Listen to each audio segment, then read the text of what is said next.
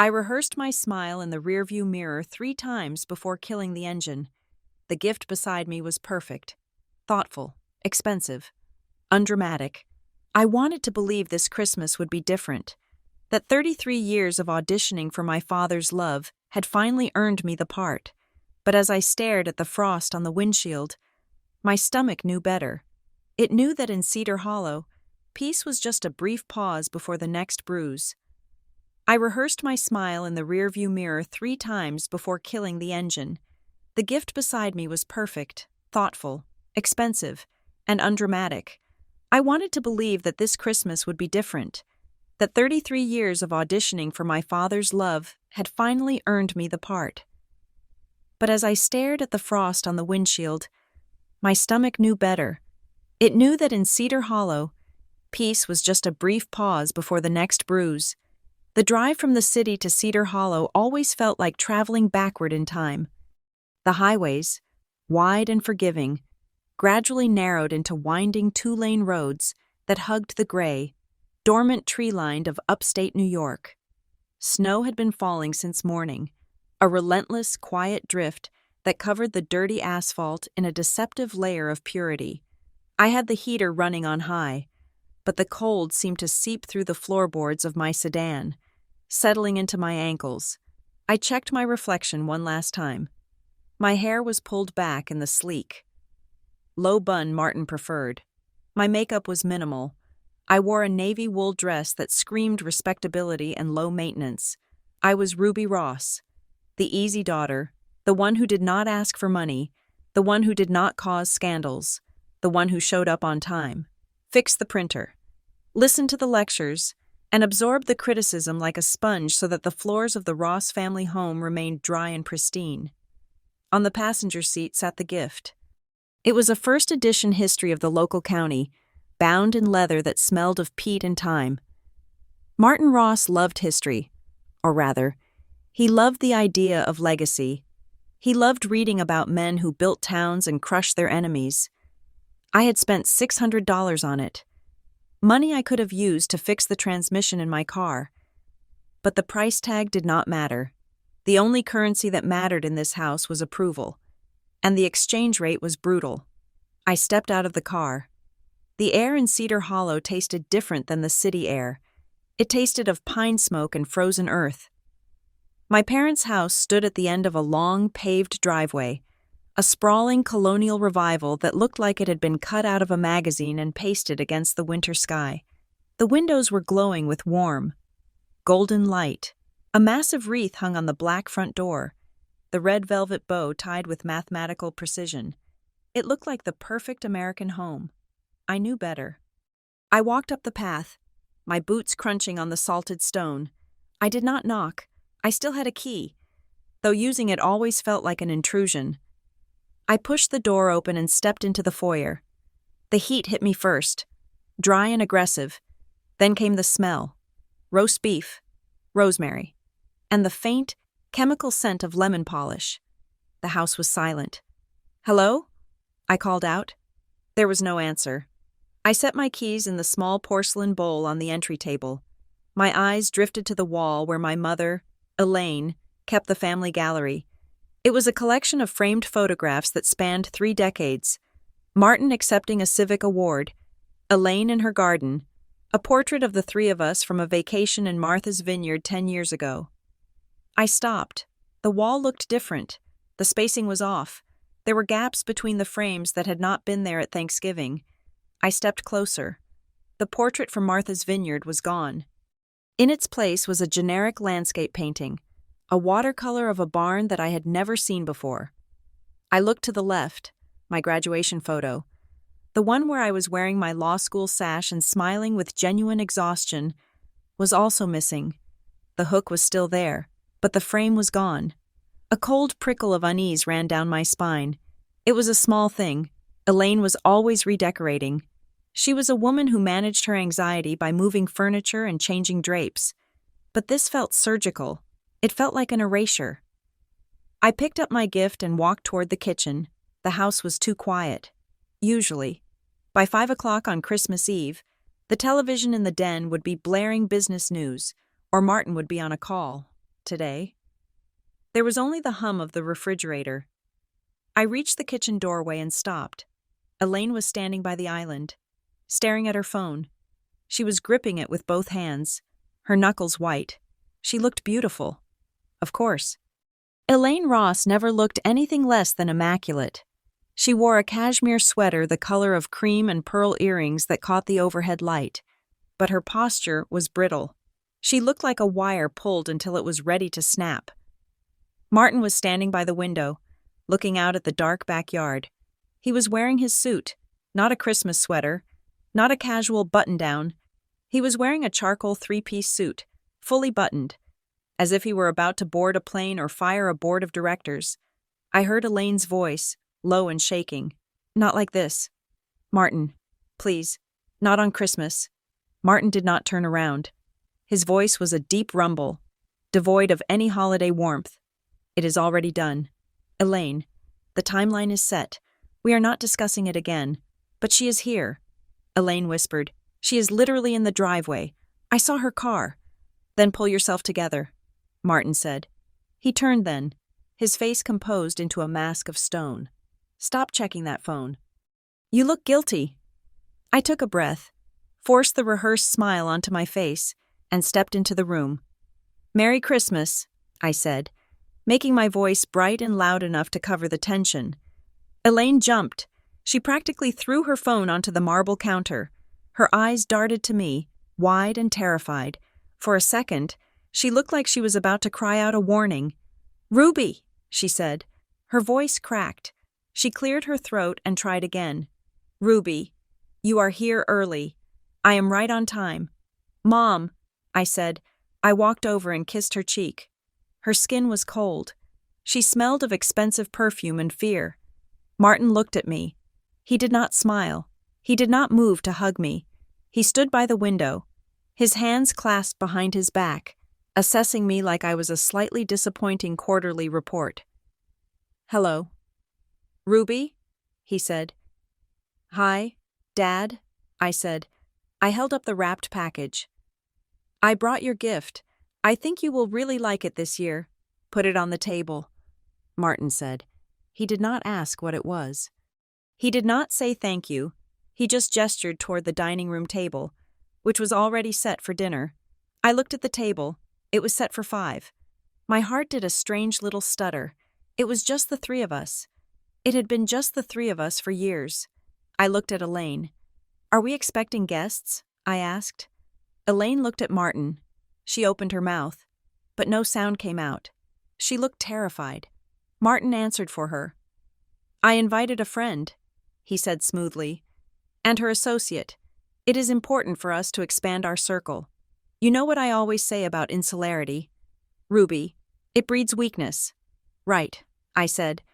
I placed my gift on the sideboard, feeling a sudden wave of foolishness.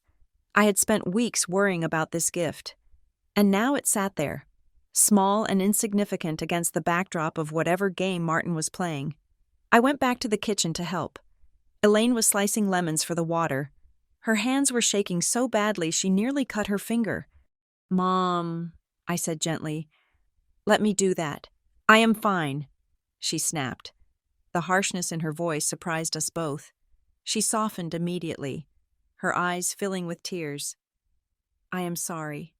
Ruby, I want everything to be perfect. It is perfect," I said. "It is always perfect."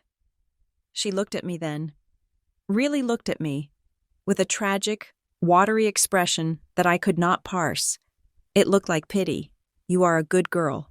Ruby," she whispered, "you have always been such a good girl." The way she said it made my blood run cold. It sounded like a eulogy. Dinner was an exercise in suffocation. The dining room was dim, lit only by the chandelier and the candles on the table. The roast beef was dry.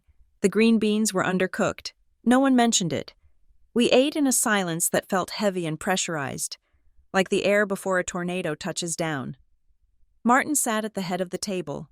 I sat to his right, my usual spot. Elaine sat opposite me. The 2 empty seats at the other end of the table loomed like open graves. "So," Martin said, slicing his meat with precise, violent strokes. "How is the job?" "It is good," I said. "I was a compliance officer for a mid-sized logistics firm. It was boring.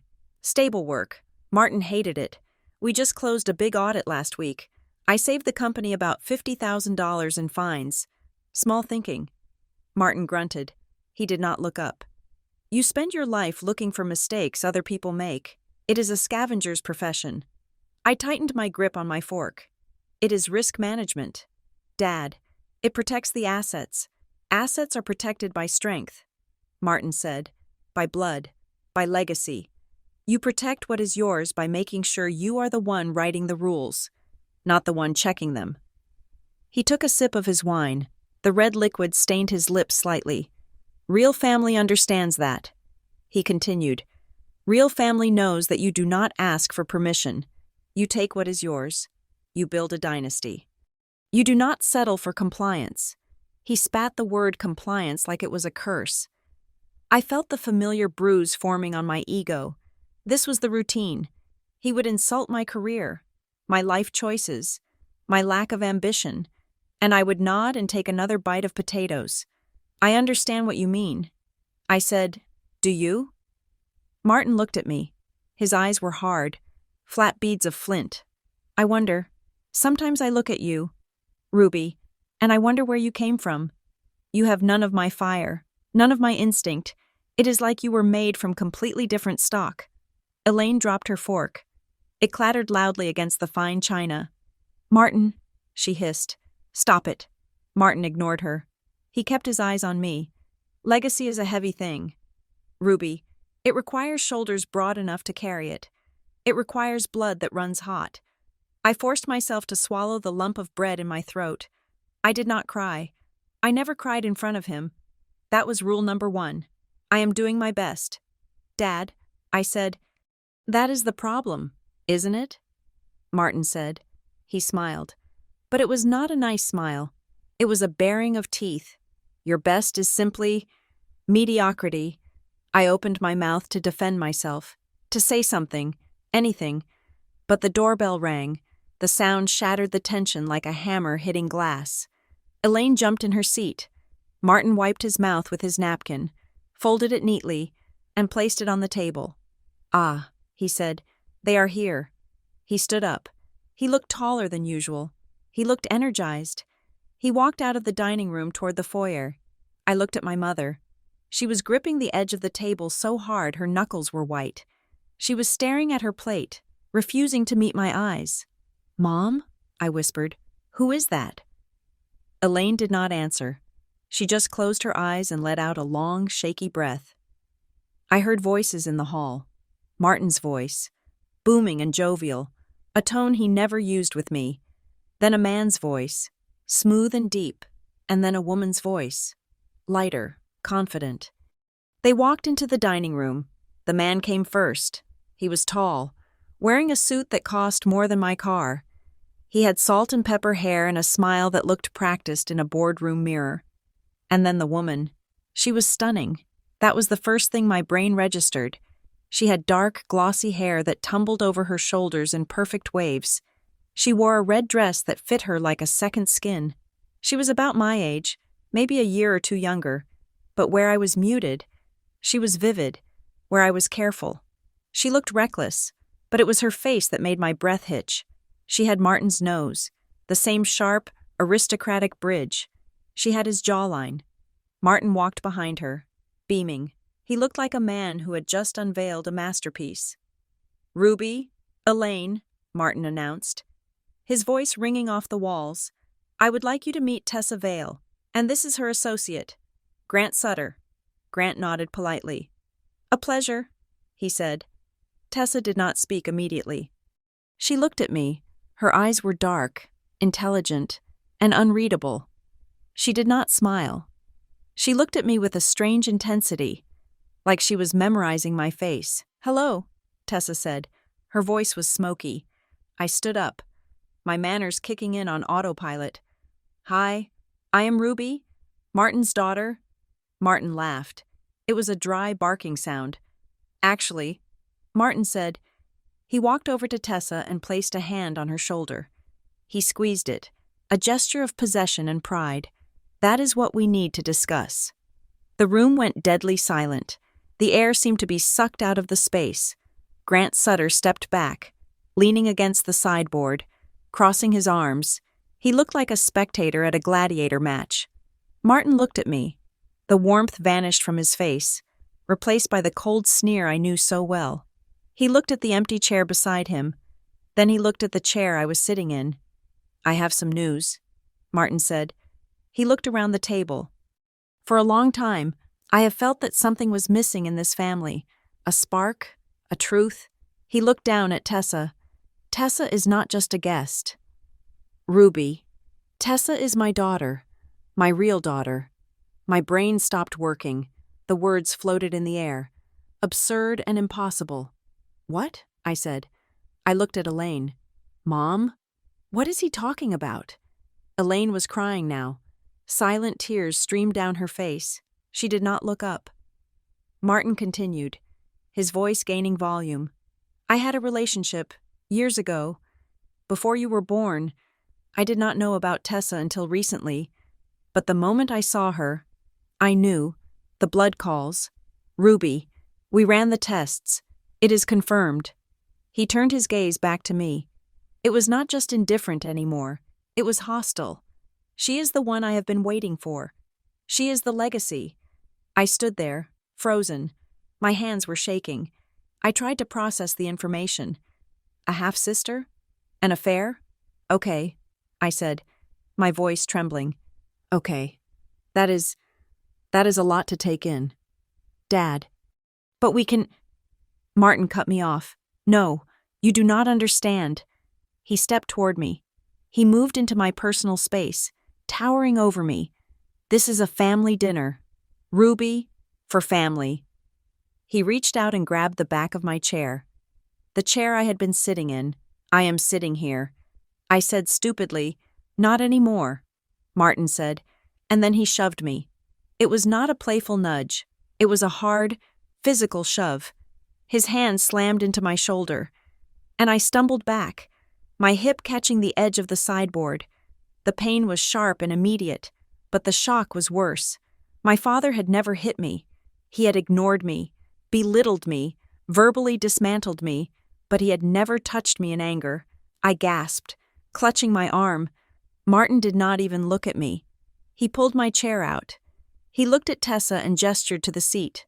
"Sit, Tessa," he said softly. Tessa hesitated for a fraction of a second. She looked at me, and for a moment, I saw a flicker of something in her eyes. Guilt? Fear? But then she looked at Martin, and the mask slammed back down. She sat in my chair. Martin turned to me. His face was twisted with a strange mix of triumph and disgust. "That seat is for my real daughter." He spat. "Get out." The silence that followed was deafening. I looked at Grant. He was watching me with a detached curiosity. I looked at Tessa. She was staring at the tablecloth. I looked at my mother. "Mom?" I whispered. Elaine finally looked up. Her eyes were red and swollen. She looked at Martin. Then she looked at me. She saw me holding my bruised arm. She saw the devastation on my face, and she did nothing. She looked down at her hands and began to twist her wedding ring. The betrayal hit me harder than the shove. Elaine, my ally, my fellow hostage, had chosen her side. She was going to let this happen. She was going to let him erase me. I realized then, with a clarity that cut through the shock, that I was not losing my family. I never had one. I had been a placeholder, a prop they kept around until the real actor showed up. I stood up straight. My legs were shaking, but I locked my knees. I took a deep breath. The old Ruby, the easy daughter, would have cried. She would have begged. She would have asked what she did wrong. But the old Ruby died the moment her father shoved her. I did not say a word. I did not scream. I did not throw the wine glass. I simply turned around and walked out of the dining room. I walked down the hall, past the rearranged photos, past the gaps where my face used to be. I walked to the foyer, picked up my keys from the bowl, and opened the front door. The cold air hit me like a slap. I walked down the path to my car, I got in, slammed the door, and locked it. I tried to put the key in the ignition, but my hands were shaking so violently I dropped them. I leaned my forehead against the steering wheel and let out a sound that was half sob, half scream. It was a raw, animal noise. I wanted to go back in. The urge was a physical pull in my gut. I wanted to storm back into that dining room and demand an explanation. I wanted to scream at my mother. I wanted to claw Tessa's eyes out, but I didn't. If I went back in, I would be playing by his rules. I would be the hysterical, emotional daughter he always claimed I was. I would be giving him the show he wanted. I took a deep breath, then another. I found the keys on the floor mat. I started the car. I backed out of the driveway, leaving the warm glow of the house behind me. I did not look back. I drove for 10 minutes until I reached the edge of town, where the streetlights ended and the darkness of the country road began. I pulled over onto the shoulder. I could not drive. My vision was blurring with tears. I sat there in the dark, the engine idling, watching the snow fall. I felt hollowed out, scraped clean. I had no family. I had no home. I had nothing but a bruised shoulder and a tank of gas. My phone buzzed in the cup holder. I stared at it. I did not want to answer. I assumed it was Elaine, finally finding her courage, calling to apologize, or maybe Martin, calling to tell me to never come back. The phone buzzed again. I picked it up. It was a text message. The number was unknown, no area code, just a string of digits. I opened the message. The screen glowed bright in the dark car. If you want to know why he did that, look for the folder marked Aurora. I stared at the words. The name Aurora meant nothing to me, but the message hung there, glowing and malignant. I looked out at the dark road. The snow was falling harder now, erasing the tracks I had made. I was alone, but as I looked at the word Aurora, I felt a tiny, cold spark ignite in the center of my chest. It wasn't hope. It was something sharper. I put the car in drive. I spent the night in a motel on the edge of town, the kind of place where the neon vacancy sign buzzed with a sound like a dying insect, and the sheets smelled of industrial bleach and other people's despair. I did not sleep. I lay on top of the comforter, fully dressed, staring at the ceiling and replaying the sensation of my father's hand striking my shoulder. It was a loop I could not close. The shove, the words, "Get out." By the time the sun dragged itself over the horizon, painting the sky in bruises of purple and gray, I had made a decision. I was not going to run. Running was what the easy daughter did. Running was what a victim did. I was going to go back, pack my things properly, and look my father in the eye. If he wanted to erase me, he was going to have to do it while I was standing still. I drove back to the house at 8 in the morning. The snow from the night before had stopped, leaving the world scoured and bright. The colonial revival stood on its hill, immaculate and imposing, the windows reflecting the cold morning sun. I unlocked the front door and braced myself for the debris of a battlefield. I expected to see the dining room chair still overturned, the napkin on the floor, the heavy silence of a house in crisis. Instead, I walked into a magazine spread. The house had been reset. That was the only word for it. The foyer was spotless. The air smelled of brewing coffee and cinnamon, not tension. I walked into the dining room. The table was polished to a high shine. The chairs were pushed in with military precision. The centerpiece, a crystal bowl filled with pine cones and holly, was centered exactly. There was no sign that a woman had been shoved, no sign that a family had been fractured. It was as if the previous night had been a hallucination. It was terrifying. It was the ultimate gaslighting. My father was not just moving on, he was rewriting history in real time. By erasing the mess, he was erasing the event. If the room was perfect, then the violence never happened. I walked into the kitchen. My mother, Elaine, was standing by the stove, flipping pancakes. She was wearing a silk robe and her hair was perfectly brushed. "Good morning, Ruby," she said. Her voice was light, casual. She did not look at me. I stood in the doorway, feeling a wave of nausea. "Mom," I said, "there is coffee in the pot." She said, Do you want mug? I walked over to her. Mom, look at me. She stiffened but kept her eyes on the griddle. The batter hissed as she poured another circle. Martin is in the shower, she said. He has a tea time at 10, even in this cold. You know your father. Stop it, I said. My voice was low, shaking. Stop pretending. He shoved me. Mom. He brought a stranger into this house and told me I was not his daughter. Elaine flipped the pancake. Her hand did not shake this time. It was steady, controlled by a will of iron. He was tired. Ruby. It was a long day, and you were emotional. I stared at her. The betrayal I had felt last night hardened into something colder. Something like hate. I was emotional? I asked. He hit me. He moved you. Elaine corrected. She finally looked at me. Her eyes were hard and dry. He moved you because you were making a scene. And Tessa, well, it is a complicated situation. We need to be adaptable. Adaptable. I repeated. Is that what we are doing? We are adapting to me being replaced? Elaine turned off the stove. She wiped her hands on a towel. You are being dramatic. No one is replacing you. But Martin has needs. He has expectations. If you want to be part of this family, you need to understand that the dynamic is shifting. You can either shift with it, or you can break. She walked past me, trailing the scent of lavender in denial. I am going to get dressed, she said. Please clean up the kitchen before you leave. I stood there alone in the warm, cinnamon-scented kitchen, realizing that the woman who had raised me was gone. Or maybe she had never been there. Maybe she was just another reflection in Martin Ross's hall of mirrors. I went upstairs, my legs feeling heavy. I needed to pack. I needed to get my clothes, my laptop, the few personal items I had foolishly left behind in the guest room, my old room, thinking I would be staying for the week. But as I passed the door to Martin's study, I stopped, looked for the folder marked Aurora. The text message from the night before flashed in my mind.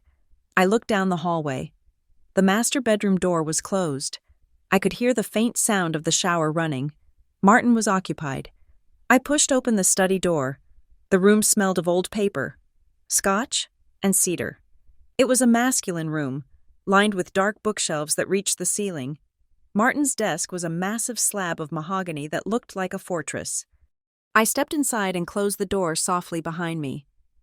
I did not know what I was looking for. Exactly. Aurora was just a word. It could be anything. A stock, a mistress, a boat. I scanned the bookshelves. Martin was obsessive about organization. The shelves were categorized: history, biography, law, finance. I moved to the section behind his desk where he kept the family ledgers and estate documents. These were usually bound in matching black leather binders. I ran my finger along the spines.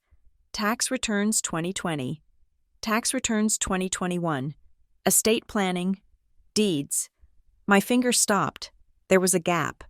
Between asset management and Cedar Hollow development, there was a space about 2 inches wide. The dust on the shelf was lighter there. A clean rectangle in the gray film. Something had been removed recently. I looked around the room. The desk was clear, save for a blotter and a pen set. Martin never left papers out. I checked the drawers. Locked, of course. I turned to the trash bin in the corner. It was a wire mesh basket. It looked empty, but when I peered closer, I saw a crumpled ball of paper at the very bottom, hidden beneath a discarded envelope. I reached in and pulled it out. It was a manila file tab, the kind you insert into a hanging folder. It had been ripped off, the cardboard jagged at the edges. I smoothed it out. Written on the label, in Martin's sharp, angular handwriting, was a single word: Aurora. I stared at it. It was real. The text message wasn't a prank. There had been a file, and now it was gone. Why destroy the label? If he had just moved the file, he would have kept the label. Destroying the label meant he wanted to hide the fact that the file had ever existed. I heard the water stop in the master bathroom. Panic spiked in my chest. I shoved the torn tab into my pocket and slipped out of the study. I made it to my bedroom just as the master bedroom door opened. I leaned against the closed door of my room, my heart hammering against my ribs. I felt like a burglar in my own childhood home. I grabbed my duffel bag and started throwing things into it. Clothes, toiletries, chargers. I didn't fold anything. I just wanted to be gone. As I zipped the bag, my phone rang. I jumped, clutching my chest. I looked at the screen. It was Elaine. I frowned. She was just down the hall. Why was she calling me? I answered. Hello? Ruby. Her voice came through the speaker, low and urgent. Mom? Where are you? I am in the bathroom, she whispered. Listen to me. You need to leave. Martin is in a mood. He is talking about the trust. He is talking about lawyers. I gripped the phone. What about the trust? Please. Ruby, she said, and her voice broke. Please do not do this. Do what? I asked. I haven't done anything. Don't dig, she hissed. Just let it be. Let him have this. If you fight him now, he will destroy you. You know he will. What is Aurora? I asked. The line went dead silent. Mom? Please don't do this, she repeated. Her voice flat now, drained of affect. She hung up. I stared at the phone. Please don't do this. She made it sound like I was the one holding the match, when all I was doing was standing in the gasoline they had poured. I grabbed my bag and walked out. I didn't say goodbye. I didn't check the kitchen. I walked out the front door, got into my car, and drove away from the perfect house on the hill. I needed to clear my head. I drove toward the center of Cedar Hollow, a picturesque strip of brick storefronts and gas lamps that looked like a movie set for a Christmas special. I parked near the town square and checked my phone again. There was a voicemail. It had come in while I was on the line with Elaine. I played it. Ms. Ross, this is Sarah from Hollis and Pierce Law. We are just following up on the certified mail we sent to your address in the city. We need you to confirm whether you received the updated beneficiary notice regarding the Ross Family Trust. If you could give us a call back, we would appreciate it. Thank you. I froze. Updated beneficiary notice. I hadn't received any mail. I had been in the city until yesterday morning. My mail was sitting in a pile on my kitchen counter, unopened. But the phrase updated beneficiary notice sent a chill through me. Beneficiaries were updated when people died or when people were divorced, not on Christmas Eve. Hollis and Pierce was the only law firm in town. Their office was 2 blocks away, sandwiched between a bakery and a real estate agency. I didn't call back. I put the car in gear and drove the 2 blocks. The office was quiet. A bell jingled when I opened the door. The reception area was beige and smelled of stale coffee. A young woman sat behind the desk, typing. Can I help you? She asked, looking up. Hi, I said, putting on my best professional smile. I am Ruby Ross. I just got a voicemail from Sarah. Oh, the receptionist brightened. Yes, that is me. Hold on 1 second. She clicked a few keys on her computer. I was just calling to check on the receipt. She said, Mr. Ross wanted to make sure all parties were notified before the end of the year. I leaned against the counter, trying to keep my breathing even. Right, I said. The thing is, I have been traveling for the holidays, so I haven't checked my mail in a few days. I just wanted to make sure I didn't miss anything urgent. Was it regarding the amendment? I threw the word out like bait. Yes, the amendment, Sarah said, nodding. The restructuring of the primary asset holdings. She looked at her screen. It says here the changes were submitted 2 weeks ago. It is just a formality, really, moving the controlling interest of the estate into the new trust vehicle. What trust vehicle is that? I asked, keeping my voice light. The Aurora Trust Company, she said.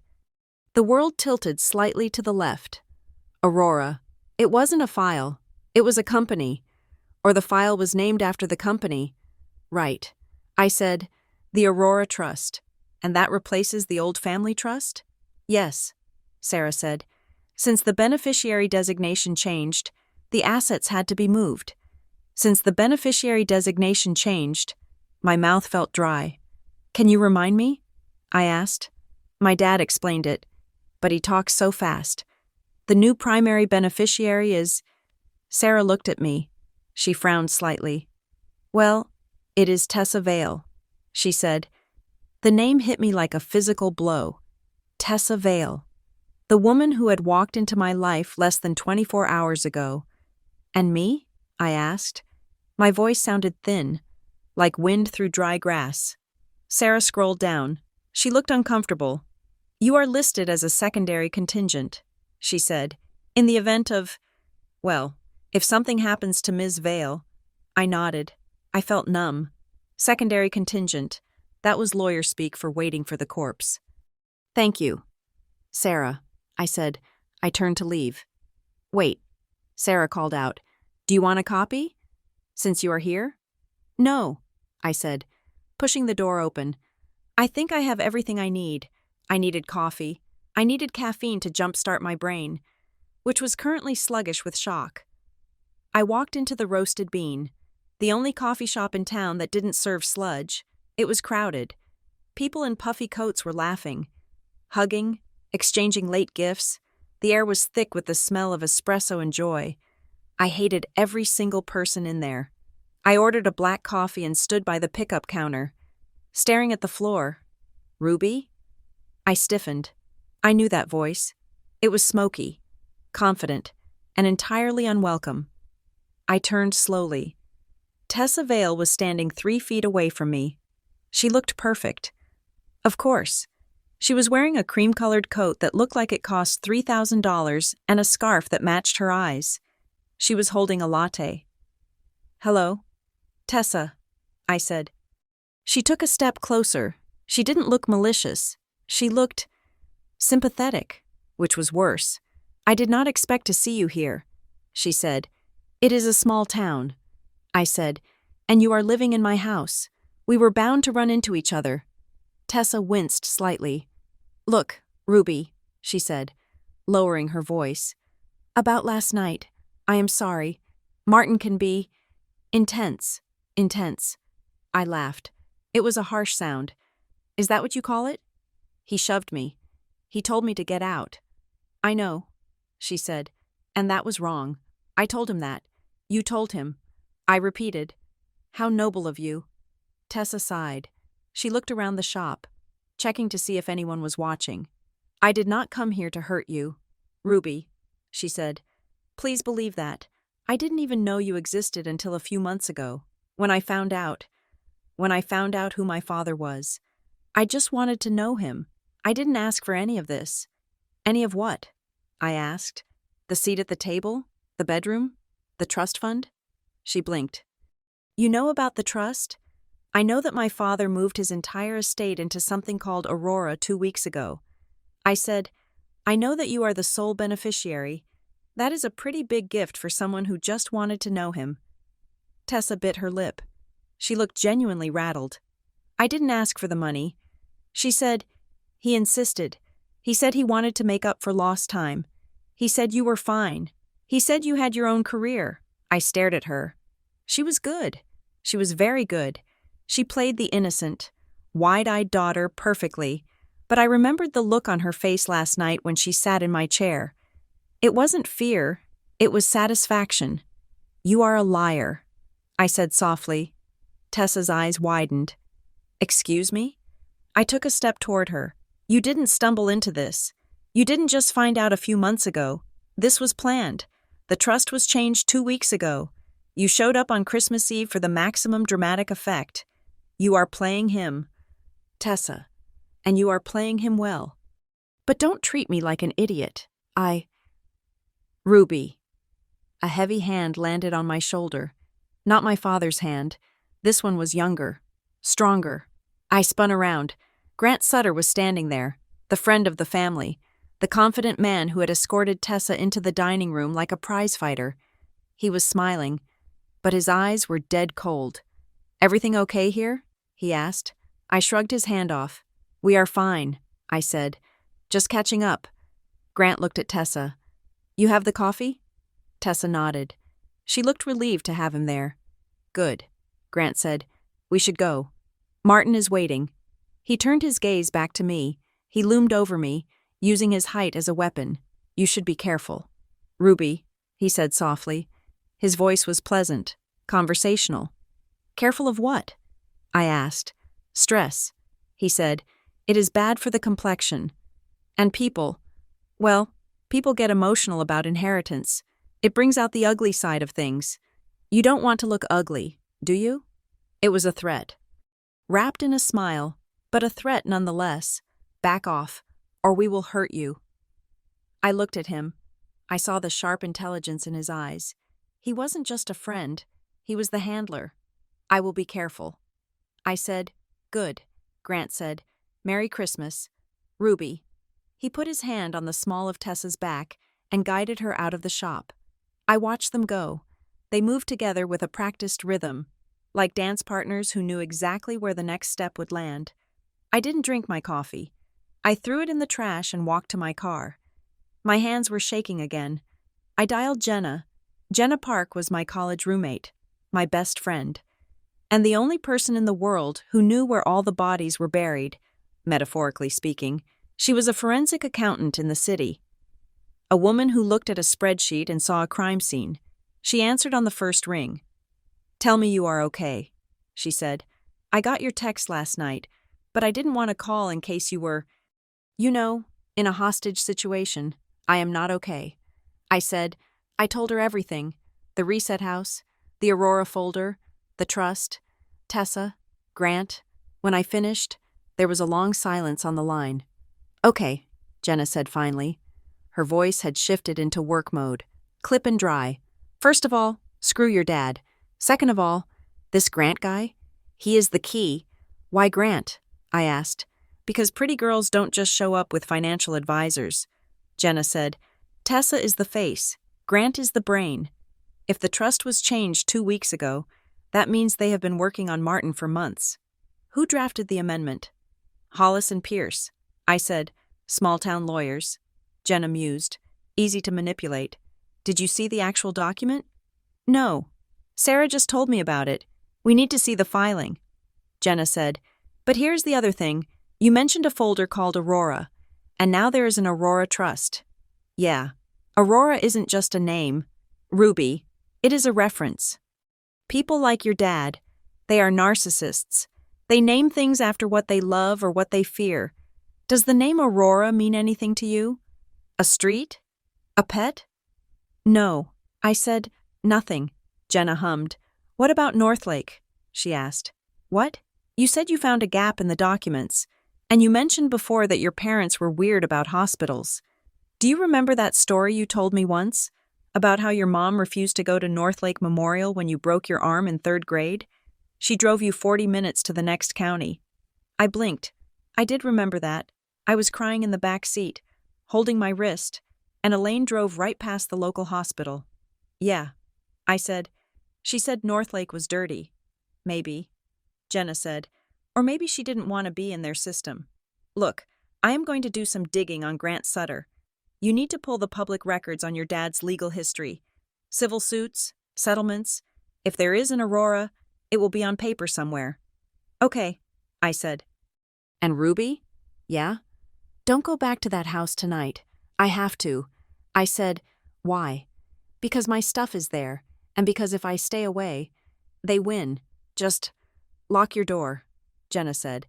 I spent the afternoon at the county clerk's office. It was a dusty basement room in the courthouse that smelled of damp paper. I requested every civil filing involving Martin Ross or Elaine Ross from the last 35 years. It took 3 hours. I found property disputes. I found a lawsuit from a contractor who wasn't paid. I found a defamation suit Martin filed against a local paper in the 90s. But then, at the bottom of the stack, I found a reference to a sealed case, Ross versus Northlake Memorial Health System, 1993. The year I was born. The file was sealed. But the index card listed the attorneys. Hollis Pierce for the plaintiffs. Unknown for the defense. Nature of suit. Medical malpractice/settlement approval. I stared at the date. The case was filed 6 months after I was born. I took a picture of the index card with my phone. The clerk, a woman named Maribel with kind eyes and a sweater covered in cat hair, watched me. Find what you were looking for? She asked. I don't know. I said, can I see the settlement details? She shook her head. Sealed by judicial order. You would need a court order to open it. Right, I said. Of course. I walked out of the courthouse as the sun was setting. The sky was a bruised purple again. Ross versus Northlake. A malpractice suit. Had something happened when I was born? Was I sick? Was Elaine hurt? Why hide it? I drove back to the house. The lights were on. I could see shadows moving in the dining room. They were having dinner. The new family. Martin, Elaine, Tessa, Grant. I felt a surge of nausea. I parked my car on the street. Not in the driveway. I walked up the path. But I didn't go to the front door. I went around the side, to the kitchen entrance. I still had my key. I let myself in. The kitchen was empty, but I could hear laughter coming from the dining room. Martin was laughing. I crept up the back stairs, the servants' stairs that led to the second-floor hallway. I slipped into my room, the guest room, and locked the door. My bag was still on the bed where I had left it. I sat down on the edge of the bed. I felt exhausted. I felt like a ghost haunting my own life. I looked at the dresser. It was a white wicker piece that I had since I was a little girl. Elaine had kept it in here even after I moved out. I opened the top drawer. It was empty, lined with floral shelf paper that was curling at the edges. I ran my hand over the paper. I felt a lump. I frowned. I pulled the drawer out further. The paper was loose in the back. I lifted the edge of the liner. Tucked underneath, flattened by years of socks and underwear, was a photograph. I pulled it out. It was a Polaroid. The colors were faded, shifting toward orange. It showed a hospital room. A woman was sitting in a hospital bed, holding a bundle in a white blanket. The woman was Elaine. She looked young, exhausted, and terrified. Her hair was matted with sweat. She wasn't smiling. She was looking at the baby with an expression of sheer panic. I turned the photo over. On the back, written in blue ink, was a date, January 2nd, 1993. I stared at the numbers. My birthday was January 23rd, 1993. 3 weeks later, I looked at the baby in the photo. It was a newborn, red-faced, tiny. If this was me, why was I born 3 weeks early? And if I was born on January 2nd, why did my birth certificate say the 23rd? I looked at the background of the photo. There was a whiteboard on the wall behind Elaine. It was blurry, but I could make out one word written in marker at the top. Aurora. I felt the room spin. Aurora wasn't a company. It wasn't a file. Aurora was a place, or a wing, or a code. And 33 years ago, my mother had been there, holding a baby that arrived 3 weeks before I was supposed to exist. I shoved the photo into my pocket. Downstairs, the laughter stopped. I heard footsteps coming up the stairs. I turned off the light and sat in the dark, listening to the heavy tread of my father walking past my door. He paused. I held my breath. Then he kept walking. I let out a breath I didn't know I was holding. I wasn't the easy daughter anymore. I was the detective, and I had just found the first body. Northlake Memorial was no longer Northlake Memorial. It had been swallowed by a conglomerate, chewed up, and spat out as Northlake Health Partners. The old brick facade I remembered from driving past as a child was gone, covered in panels of gray aluminum and blue glass that looked like every other corporate building in America. It felt sterile. It felt like a place where history went to be sanitized. I parked my car in the parking structure, the concrete cold and echoing. I sat for a moment, gripping the steering wheel. The Polaroid in my pocket felt heavy, like a stone. January 2nd, 1993. 3 weeks before I was supposed to be born. The woman in the photo, my mother, looked terrified. I needed to know why. I walked into the lobby. It smelled of antiseptic and floor wax. I approached the records department, a small office tucked behind a glass partition. I need to request my birth records. I told the woman at the desk. She was young, bored, and typing on a keyboard with long, manicured nails. Name? She asked without looking up. Ruby Ross. I said, date of birth? January 23rd, 1993. She typed. She stopped typing. She frowned. She looked at the screen. then at me. "I need your ID," she said. I slid my driver's license under the glass. She studied it, then typed something else. "I am sorry. Ms. Ross," she said.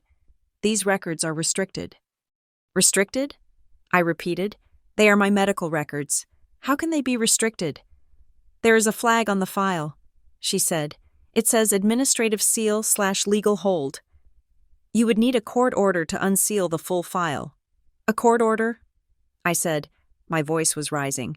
"To see my own birth certificate? To see my own APGAR scores?" The woman shrugged. "It happens sometimes. Adoptions, surrogacy disputes, legal settlements. I cannot override it." I felt a wave of frustration so hot it made my eyes burn. It was another door slamming in my face, another secret Martin Ross had buried under layers of paperwork. I turned to leave. Defeated.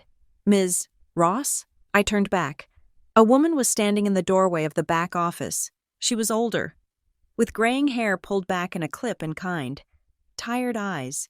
She was wearing a name tag that read, Maribel Cruz, Senior Records Specialist. I recognized the name from the courthouse. She must work 2 jobs, or perhaps she had moved from the courts to the hospital system. Small towns were like that. The same people kept the same secrets in different buildings. "You are Martin Ross's daughter, aren't you?" she asked softly. "I used to think so," I said. Maribel stepped out into the hallway. She looked left, then right. The corridor was empty. "I remember your father," she said. "He was very insistent. Back then." "Back when?" I asked. 1993? She said. "I was a junior clerk in billing. There was a lot of noise about your birth. Not the happy kind." She lowered her voice. "The file is sealed," she said. "I cannot give it to you. I would lose my pension. But I can tell you this. When you request the unseal, ask for the corrected entry log from February of that year." "Corrected entry log?" I asked. "What does that mean?" "It means the original entry in the birth registry was modified." Maribel said, "Someone changed the data after the fact. Usually, that is for a typo, a wrong weight, a misspelled middle name." She looked at me, her eyes dark with sympathy. "But in your case, the correction required a signature from the chief of medicine and the hospital's legal counsel. That is not a typo. Ms. Ross, that is a rewrite. A rewrite." "Thank you," I whispered. Maribel nodded and slipped back into her office, leaving me standing in the sterile hallway with the knowledge that my entire existence might be a forgery. I needed a lawyer, not a family friend, not someone who played golf with Martin. I needed a shark. I found Dana Whitaker online. Her website was terrible. Just plain text and a phone number, but her reviews were stellar. Ruthless. One client wrote, "She doesn't hold your hand. She holds the evidence," wrote another. Her office was in a strip mall next to a dry cleaner, 30 minutes outside of Cedar Hollow. It was a mess of file boxes and coffee cups. Dana herself was a small woman with sharp features and glasses that she kept pushing up her nose. She wore a gray suit that looked like she had slept in it, and she didn't offer me coffee. "So," Dana said, leaning back in her creaking chair, "Daddy found a new daughter, shoved you out of the nest, and cut you out of the trust, a tale as old as time." She picked up the copy of the trust amendment I had managed to get from Sarah at Hollis and Pierce, after threatening to report them to the Bar Association for withholding documents from a contingent beneficiary. "This is sloppy," Dana said, flipping the page. "Sloppy?" I asked. "Martin Ross is never sloppy. Arrogance looks like sloppiness when you put it under a microscope." Dana said, "Look at this." She spun the document around. "The notary stamp," she said, pointing a manicured finger at the blue ink. "State of New York, County of Erie." "So?" I asked. "Cedar Hollow is in Westchester," Dana said. "Erie County is 6 hours away. Buffalo." "Was your father in Buffalo 2 weeks ago?" "No," I said. "He was in Cedar Hollow. He had board meetings all week." "Then how did a notary from Buffalo witness his signature in person?" Dana asked. She didn't wait for an answer. They didn't. This was remote notarization, or worse, backdated. And look at the witnesses. Grant Sutter and Tessa Vale. Can a beneficiary witness the will? I asked. In some states, yes. But it invalidates their bequest, Dana said. In New York, it is messy. It shows undue influence. The beneficiary is literally standing over the shoulder of the grantor while he signs away his fortune to her. It is textbook coercion. She flipped to the back of the packet. And here is the medical verification, she said. The doctor's note saying Martin is of sound mind. Doctor, Eris Thorne. I don't know him. I said, Dad's doctor is Dr. Levinson. Exactly, Dana said. Doctor. Thorne runs a clinic that specializes in memory care evaluations. Basically, you pay him $500, and he certifies that you know what day it is. It is a template. I have seen this exact wording in 3 other contested will cases. She looked up at me. Your father didn't write this. Ruby, he signed it. Sure, but this was drafted by someone who needed it done fast and didn't care about the details because they assumed no one would challenge it. They assumed you would roll over. They were wrong. I said. Dana smiled. It was a terrifying expression. Good. Now, let's talk about the DNA. She pulled out a separate sheet of notes. Your father claims he has DNA proof that Tessa is his daughter. Have you seen the report? No. I said, he just said it was confirmed. I did some digging. Dana said. Grant Sutter submitted a sample to Heritage Web, a consumer genealogy site. You know the kind. You spit in a tube, mail it in, and they tell you if you are Irish. Is that admissible in court? I asked. Absolutely not, Dana said. There is no chain of custody. I could spit in a tube and write Martin Ross on the label. I could have my dog spit in the tube. It proves nothing legally. To change an estate plan based on paternity, you need a court-ordered test with a witnessed collection. So it is fake, I said. It is unverified. Dana corrected. But Martin believes it, or he wants to believe it. Why? I asked. Why would he want to believe a lie that destroys his relationship with me? Dana took off her glasses and rubbed the bridge of her nose. Men like your father don't care about relationships. Ruby, they care about narratives. You were the disappointment. Tessa is the redemption. She offers him a fresh start, a legacy that looks like him. Narcissists love mirrors. She put her glasses back on. But there is something else. What? The money, Dana said. She pointed to the section of the trust listing the assets. The Aurora Trust holds the deed to the house, the investment accounts, and the majority stake in the Ross family holdings. But look at the liquidity. I looked at the numbers. $3 million in cash. I said, 2 weeks ago. There was $10 million. Dana said. I stared at her. Where did $7 million go? Dana slid a printout across the desk. It was a screenshot of a property development website. Cedar Hollow Riverfront Project. It is a luxury condo development. Dana said. It has been stalled for 2 years. The developer ran out of financing. The developer is a shell company called GS Ventures. GS. I whispered. Grant Sutter. Bingo. Dana said. Grant is bleeding cash. He needs a lifeline. He finds a wealthy, aging man with an ego problem. He plants a long-lost daughter to tug at the heartstrings. He convinces the man to restructure his assets to protect the new daughter. And oh, by the way, the best way to grow that money is to invest in this high-potential riverfront project. It is a raid, I said. The realization made me cold. It is not about family. It is a bank robbery. And you are the security guard they had to knock out to get to the vault. Dana said. I walked out of Dana's office feeling a strange mix of vindication and horror. It wasn't that my father didn't love me. It was that his lack of love had made him a mark. His vanity was the keypad Grant Sutter had used to unlock the safe. I got in my car and called Jenna. You were right. I said, Grant is the key.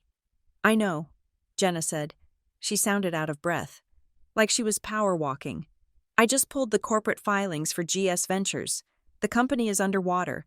They have 5 liens against the property. If they don't come up with $4 million by the end of January, the bank forecloses. January. I said, the timeline fits. The trust was changed 2 weeks ago. Martin probably wrote a check immediately. He is funding his own robbery. Jenna said, Ruby, if Grant gets that money, He is going to disappear, and Tessa will go with him. What about Tessa? I asked. Is she in on it? Or is she just another pawn? Does it matter? Jenna asked. She is the weapon they are using to bludgeon you. It matters to me, I said. I hung up and drove. I didn't drive to the motel. I drove to the house. I needed to talk to my mother. Elaine was in the greenhouse. It was a glass structure attached to the back of the house, filled with orchids and humidity. It was her sanctuary, the only place where Martin didn't go because the moisture ruined his suits. She was misting a row of purple vandas. She didn't hear me come in. Mom, I said. She dropped the spray bottle. It hit the stone floor with a loud crack. Ruby, she gasped. She pressed a hand to her chest. You scared me. You are not supposed to be here. Martin will be home any minute. I don't care about Martin. I said, I care about you. I walked closer to her. The air was thick and warm, smelling of damp earth. I went to North Lake today. I said. Elaine went still, her face drained of color. Why would you do that? She whispered. I tried to get my birth records. I said, they are sealed. But a clerk told me something interesting. She said there is a corrected entry log from February 1993. Elaine turned away. She picked up the spray bottle, her hands shaking. I don't know what you're talking about. She said, bureaucracy. They always make mistakes. I took the Polaroid out of my pocket. I found this in my old room. Mom, hidden under the drawer liner. I held it out. January 2nd, 1993. You and a baby, but I wasn't born until the 23rd. Elaine stared at the photo. She made a small, wounded sound in the back of her throat. Who is that baby? Mom? I asked gently. Is it me? Elaine closed her eyes. Tears squeezed out from beneath her lashes. Please, Ruby, she sobbed. Leave it alone. I can't. I said. My voice was steady, though my heart was breaking for her. I can't leave it alone because he threw me out. He says I am not his daughter. He says Tessa is his real blood. Elaine let out a harsh, hysterical laugh. His blood. She choked out. He talks about blood like it is holy water. Mom, I said. I stepped closer and put my hand on her arm. She flinched, but she didn't pull away. Did you ever sign anything? About my birth? Did you sign a correction? Elaine looked at me. Her eyes were wide and terrified, like a trapped animal. I thought I fixed it, she whispered. Fixed what? I asked. I thought if I just played the part, if I was the perfect wife, if you were the perfect daughter, I thought the paper wouldn't matter. What paper? I pressed. She shook her head violently. I can't, she said. He will kill me. Not literally. Ruby, he will destroy me. He will take everything. He is already taking everything, I said. He is giving it to a stranger. Grant Sutter is stealing his money, and he is using Tessa to do it. Elaine looked confused. Grant? It is a scam, Mom. But I can't stop it if I don't know the truth about me. Am I your daughter? Elaine grabbed my face in her cold, wet hands. You are my daughter, she said fiercely. You are the only thing in this world that is real to me. Then help me. I begged. Tell me about Aurora. Elaine pulled her hands back as if burned. Go, she said. Get out, before he comes back. Mom, go, she screamed. I turned and ran. I ran out of the greenhouse, through the backyard, to my car. I didn't leave the property. I parked down the street, hidden by a line of hedges. I waited. I watched Martin's Mercedes pull into the driveway at 6 o'clock. I waited 10 minutes. Then I walked back up the driveway. I rang the doorbell. Martin answered it himself. He was wearing his smoking jacket. He looked surprised to see me, then annoyed. I told you to leave, he said. I need to talk to you. I said, alone. I have nothing to say to you. Martin said, starting to close the door. It is about Aurora. I said. Martin froze. The door stopped moving. He looked at me. His eyes were no longer annoyed. They were alert, dangerous. Come in, he said.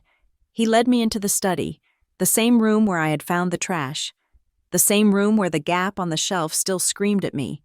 He went behind his desk and sat down. He didn't offer me a seat. "You have 5 minutes," he said. I stood in front of the desk, my hands clasped to stop them from shaking.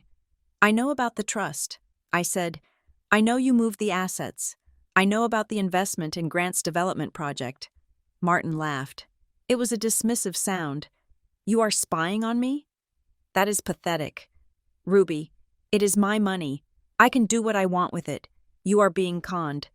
"Dad," I said, "Grant Sutter is broke. His project is failing. He needs your money to bail him out. Tessa is just the hook." Martin slammed his hand on the desk. "Do not speak her name," he shouted. "You are jealous. It is ugly.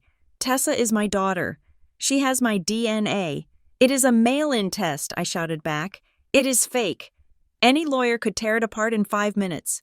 It is truth." Martin roared. He stood up, his face red. "I feel it. I know it. She is like me. She has my fire. You are weak. You have always been weak. You are just like your mother. Scared of your own shadow." I took a deep breath. "I am not scared." I said, "Not anymore." I took a step forward. "I went to Northlake today. Dad." Martin's left eye twitched. A tiny, involuntary spasm. "I know about the settlement." I said, "I know about the sealed file from 1993. Martin's face went from red to a pale, waxen gray. "You don't know anything," he hissed. "I know the word Aurora." I said, "I know it wasn't just a trust company. It was on the whiteboard in the hospital room. It was on the folder you destroyed." Martin walked around the desk. He moved slowly, like a predator circling prey. "You are treading on dangerous ground. Ruby," he said softly, "tell me the truth." I said, "Am I your daughter?" Martin stopped inches from me. He looked down at me with cold, dead eyes. "You want the truth?" he said. "The truth is that you have been a burden since the day we brought you home. You were a fix, a patch on a tire, and now I have the real thing." He didn't say no. He didn't say yes. He said, "Brought you home." I felt a crack in the center of my chest, but I didn't break. "Grant is stealing from you," I said quietly. "And when he is done, he will leave you with nothing. No money, no legacy, and no daughter, because Tessa will leave too." "Get out," Martin whispered. I turned to go. At the door, I looked back. "I am going to fight this, Dad, not for the money, but for the truth." Martin didn't answer. He was staring at the empty space on his bookshelf. I drove to Dana's office. It was late, past 8 o'clock, but her lights were on. I walked in. Dana was staring at her computer screen, her face bathed in blue light. "You look like you went 12 rounds with a heavyweight," she said. Noting my pale face, I confronted him. I said, "He didn't deny it. He said I was a fix." Dana nodded grimly. "Well, the universe has a sense of humor." She said, "Look at this." She turned the monitor toward me. "I just got an email." She said, "Anonymous sender, Proton Mail account, encrypted, no IP address." On the screen was a scanned document. It looked old. The paper was yellowed, the type from a typewriter or an early word processor. It was a header for a legal agreement. Settlement and non-disclosure agreement, parties, Northlake Memorial Health System, and Martin Elaine Ross. Dana scrolled down. The text was dense legalese, but one paragraph had been highlighted in bright yellow by the sender. Section 4. Acknowledgement of error.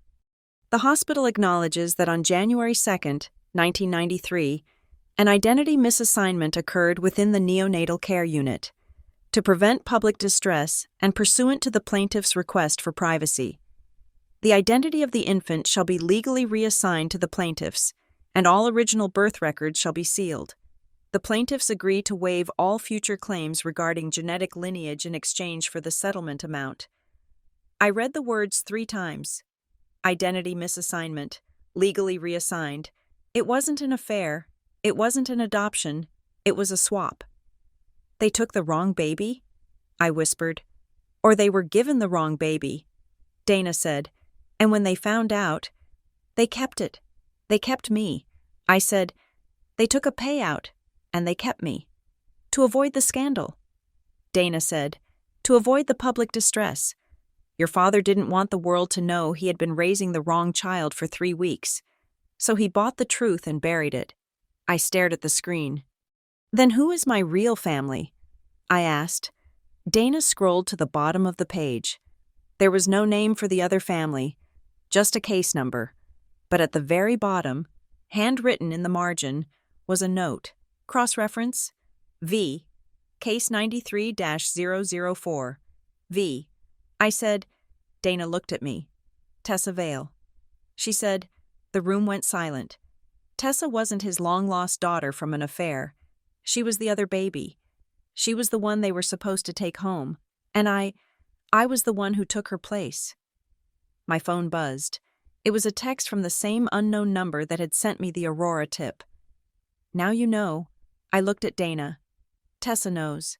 I said, "She knows everything, and she wants her life back." Dana said. I looked at the settlement again. Identity misassignment. I wasn't Ruby Ross. I never had been. The war for the Ross estate did not begin with a shout or a gunshot. It began with the soft, rhythmic thud of a date stamp hitting paper. We filed the emergency injunction at 9 a.m. on the Tuesday after Christmas. Dana Whitaker moved with the terrifying efficiency of a woman who enjoyed dismantling people's lives on paper. We were not asking for the money. We were asking for a pause. We filed a petition to freeze the assets of the Ross Family Trust, citing concerns regarding capacity and potential fraud in the execution of the amendment. It was a declaration of war. By filing the motion, I was publicly stating that my father was either losing his mind or being manipulated by criminals. It was the nuclear option, in Cedar Hollow, where reputation was the only currency that mattered. I had just set fire to the bank. I sat in the back of the courtroom, watching Dana argue before Judge Holloway. The courtroom was empty. Save for us and the opposing counsel, Martin had hired a white shoe firm from the city, a team of 3 lawyers in suits that cost more than Dana's car. They looked bored.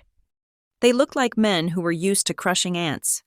"Your Honor," Dana said, her voice sharp and clear, "the changes to the trust were made 2 weeks ago, witnessed by the primary beneficiary and a notary who was 300 miles away at the time of signing. We have evidence that Martin Ross has been under the care of a memory clinic. We are simply asking to freeze the liquid assets until a competency review can be established." The lead lawyer for the defense stood up. He didn't even look at Dana. "Your Honor, this is a frivolous attempt by a disinherited daughter to control her father's wealth. Mr. Ross is of sound mind. He has simply chosen to acknowledge a biological child he was previously unaware of. This is a family reunification, not a fraud." He placed a document on the judge's bench.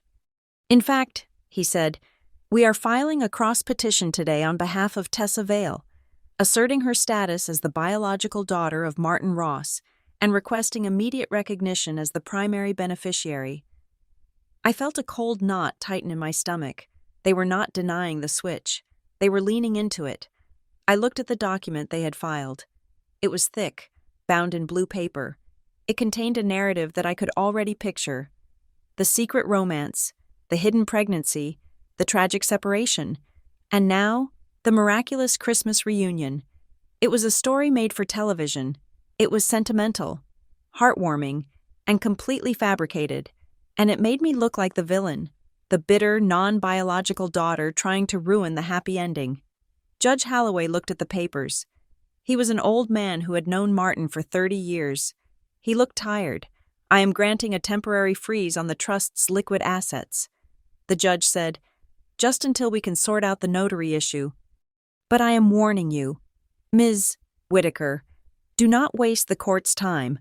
If Mr. Ross is competent, he can leave his money to his cat if he wants to." We walked out of the courtroom into the biting cold of the parking lot. I felt drained. "We bought ourselves a week," Dana said, lighting a cigarette. "Maybe 10 days. It is not enough." I said, "They have a narrative. Dana, they have a story about love and blood. All I have is a procedural error on a notary stamp." Dana exhaled a plume of smoke. "Then we need a better story," she said. and we need to find the person who wrote the first draft. I spent the next 2 days digging into the financial records I still had access to. Before Martin had cut me out, I had been an authorized user on the house account, the credit card Elaine used for groceries and repairs. He hadn't canceled it yet. It was an oversight, a crack in his armor. I scrolled through the statements from the last 6 months. Cedar Hollow Market, Bloom Florist, Sunoco. And then, a recurring charge. Thorne Cognitive Health, $500, monthly. I cross-referenced the dates. The appointments were always on the first Tuesday of the month. Martin told Elaine he was at the country club for the board meeting those mornings. I Googled Thorne Cognitive Health. It was a private clinic in the next county, specializing in early-onset dementia and executive function decline. I stared at the screen. Was it real? Was the man who had terrified me for 33 years actually losing his grip? Or was it a setup? If Grant Sutter knew Martin was worried about his memory, he could use that. He could whisper in Martin's ear, "You are forgetting things. Martin, you need help. You need to secure the legacy before it is too late." Fear was a powerful lever. I looked closer at the statement. There was another charge. From 3 weeks ago. GS Ventures. Consultancy fee. $25,000. My father paid Grant Sutter $25,000 a week before the trust was changed. I slammed my laptop shut. I needed to talk to Grant. I didn't want to talk to the lawyers. I wanted to look the man in the eye. I found Grant at the riverfront development site. It was a desolate stretch of mud and half-poured concrete along the banks of the Hudson River. A faded sign showed an artist's rendering of luxury condos with balconies and happy wealthy people holding wine glasses. In reality, it was a graveyard of ambition. There were no workers. The excavators sat silent, covered in snow. Grant was standing near the edge of the water, talking on his phone. He was wearing a camel hair coat and looking out at the gray river like he owned it. I parked my car and walked toward him. My boots sank into the half-frozen mud. Grant saw me coming. He didn't look surprised. He ended his call and slipped the phone into his pocket. "Ruby," he said pleasantly, "you are trespassing. This is an active construction site. It looks pretty inactive to me." I said, I looked at the rusting rebar jutting out of the foundation. "How much does it cost to keep the bank from foreclosing?" "Grant? 4 million? 5? Grant smiled. It was the smile of a shark that had just eaten. "You have been busy," he said. "First the courthouse, now the ledger. You are going to wear yourself out chasing ghosts. I am chasing a thief." I said. I stepped closer. The wind off the river was brutal, cutting through my coat, but my anger kept me warm. "I know about the notary. Grant, I know you weren't in Buffalo. I know the DNA test is from a website, and I know my father paid you $25,000 a week before he signed his life away." Grant laughed. He shook his head, looking down at his expensive shoes. "You think this is about money?" he asked. "That is so small." "Ruby, that is so pedestrian, isn't it?" I asked. "You are broke. Your shell company is drowning. You needed a whale, and you found one. You found a vain, aging man who was terrified of being forgotten, and you sold him a fairy tale about a long-lost daughter." Grant's smile faded. His eyes went flat. "You don't understand your father," he said softly. "You lived with him for 30 years, and you don't know him at all. He didn't need a fairy tale. He needed an exit strategy." "What does that mean?" I demanded. Grant took a step toward me. He was tall, broad-shouldered. He used his physical presence to intimidate. "Just like Martin. He has known for a long time that you weren't the one." Grant said, "You were never going to carry the name. You were never going to build the empire. You were just there, waiting for him to die so you could inherit a kingdom you didn't earn." "I earned every day in that house," I said, my voice shaking. "I earned it by surviving him." Grant shrugged. "Survival isn't legacy. Tessa? She has fire. She has hunger." When she walked into the room, Martin saw himself. That is what he paid for. He paid for a mirror. "And you took a commission," I said. Grant leaned in close. I could smell his cologne, expensive and cloying. I facilitated a transaction. He said, everyone got what they wanted. Martin got a legacy, Tessa got a father, and I got a future. The only person who lost out is you. And honestly, you should be grateful. We set you free. I looked at him, at the arrogance etched into his jawline.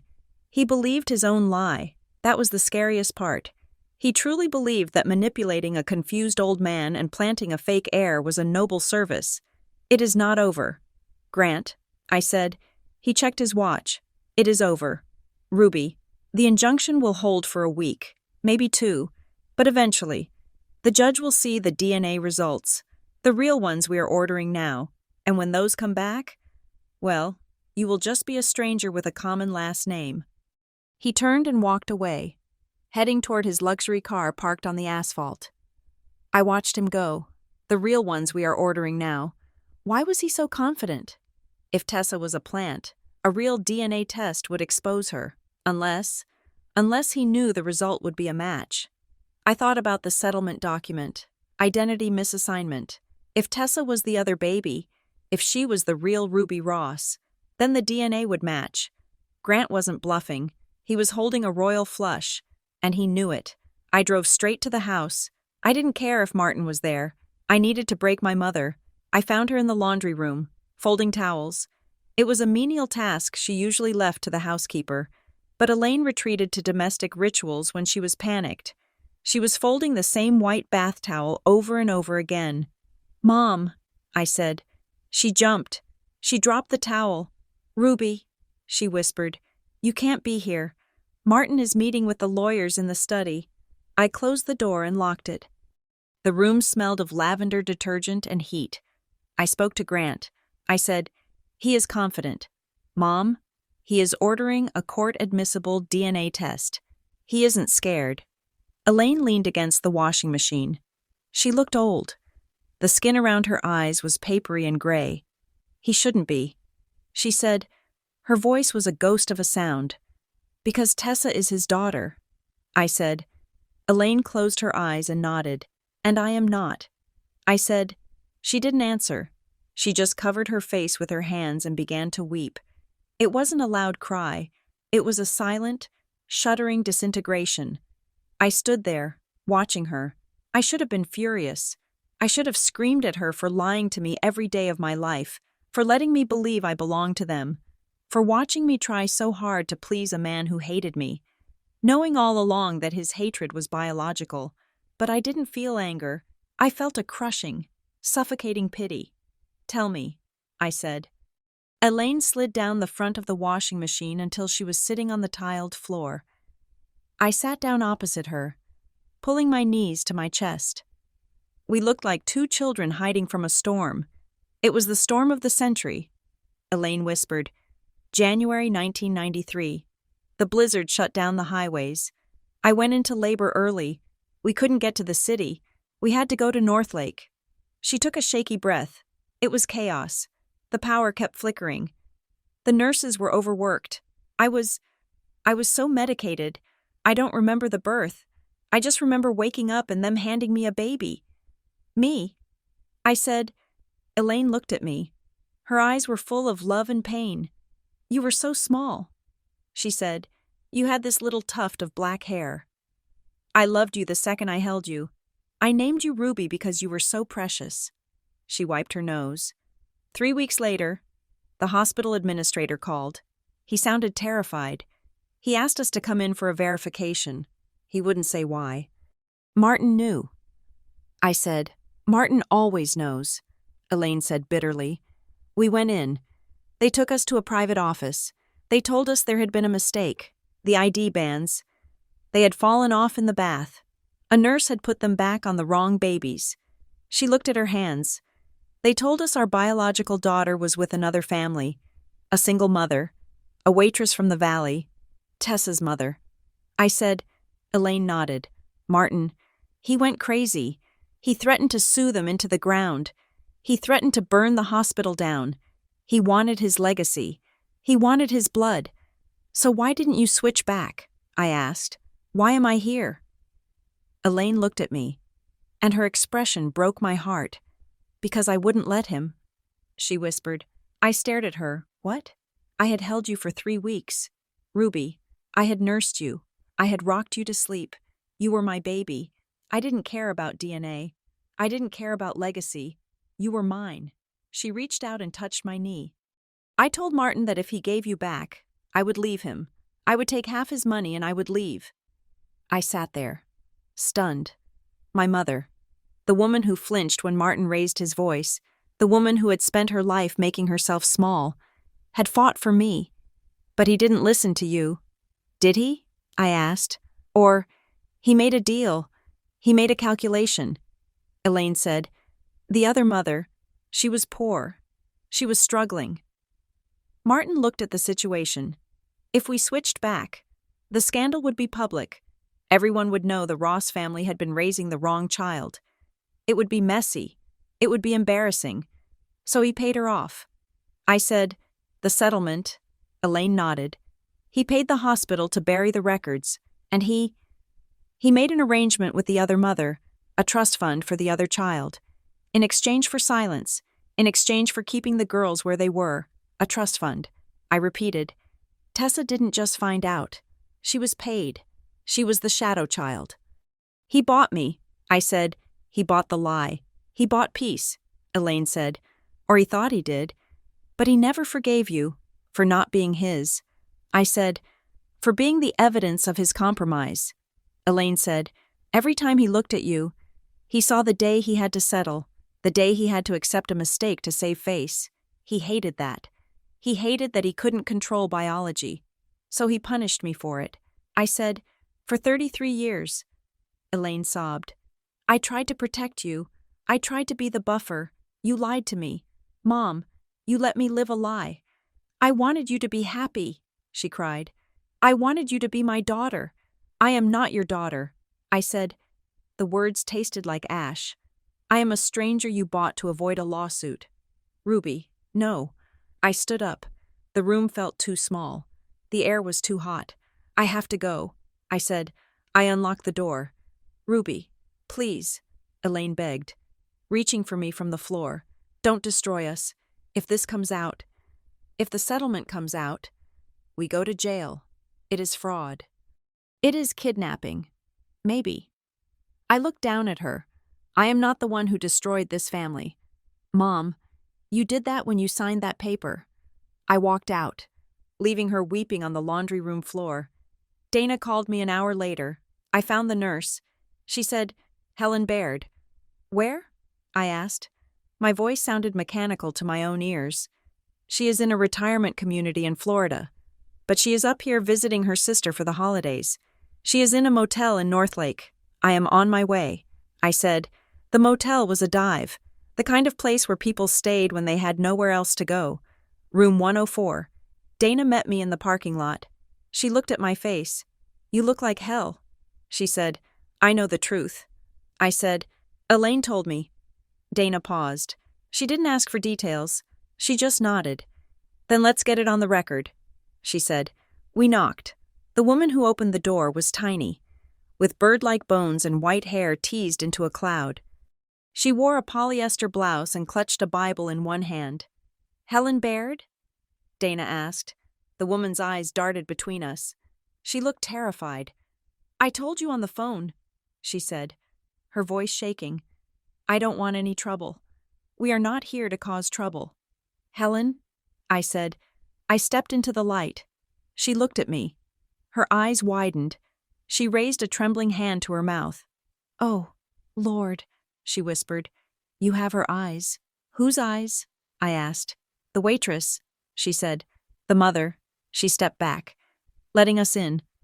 The room smelled of stale cigarettes and guilt. Helen sat on the edge of the bed. We sat on the 2 wobbly chairs. I didn't mean for it to happen, Helen said, staring at her hands. It was the storm. The generator blew. We were working in the dark with flashlights. The bands, they just slid off. They were so small. And then? I asked. Then Mr. Ross found out. She said, he had private blood work done. He came screaming into the administrator's office. And they made a deal. Dana said. Helen nodded. They called it a remediation. Mr. Ross didn't want the babies swapped back publicly. He said he had already bonded. No. He said his wife had bonded. He said it would kill her to give the baby up. So he kept me. I said, Helen looked at me, tears leaking from her eyes. He didn't just keep you, honey. He erased the other one.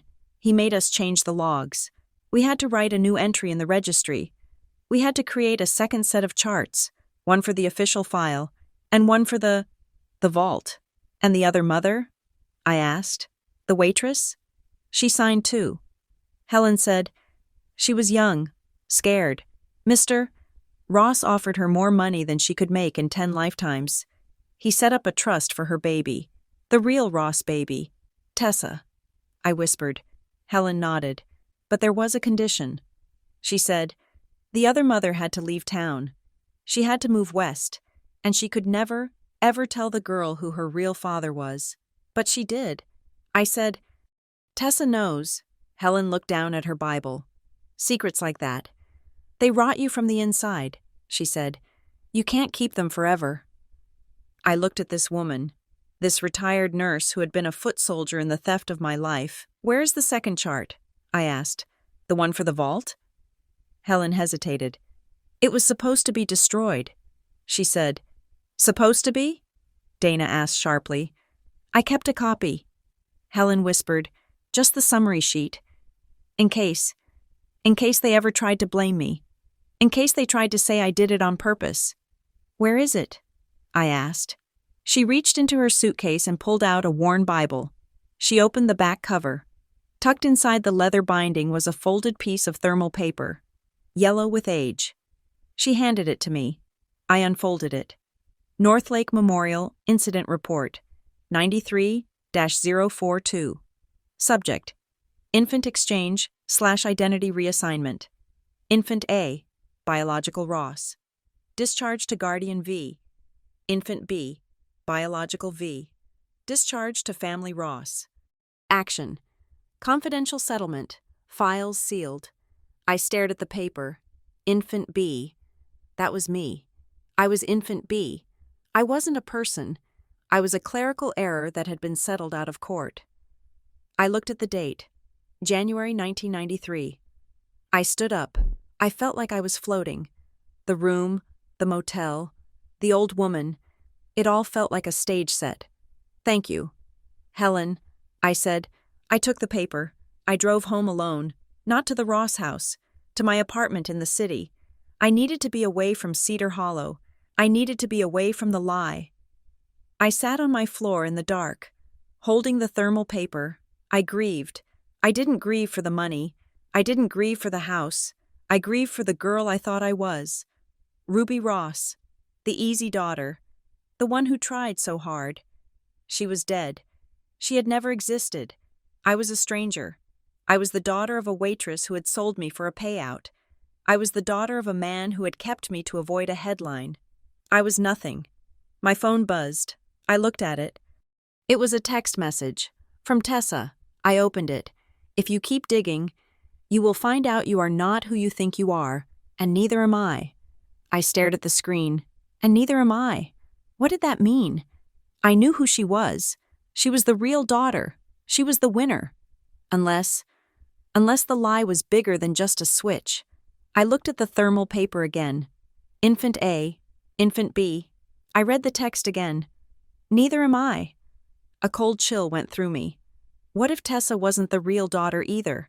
What if we were both pawns in a game Martin Ross had been playing for 30 years? I picked up the phone and typed a reply. I know about the switch. I know who I am. But who are you really? Tessa? I hit send. The war wasn't over. The battlefield had just changed. It wasn't about the trust anymore. It was about the very definition of who we were, and I was done being Infant B.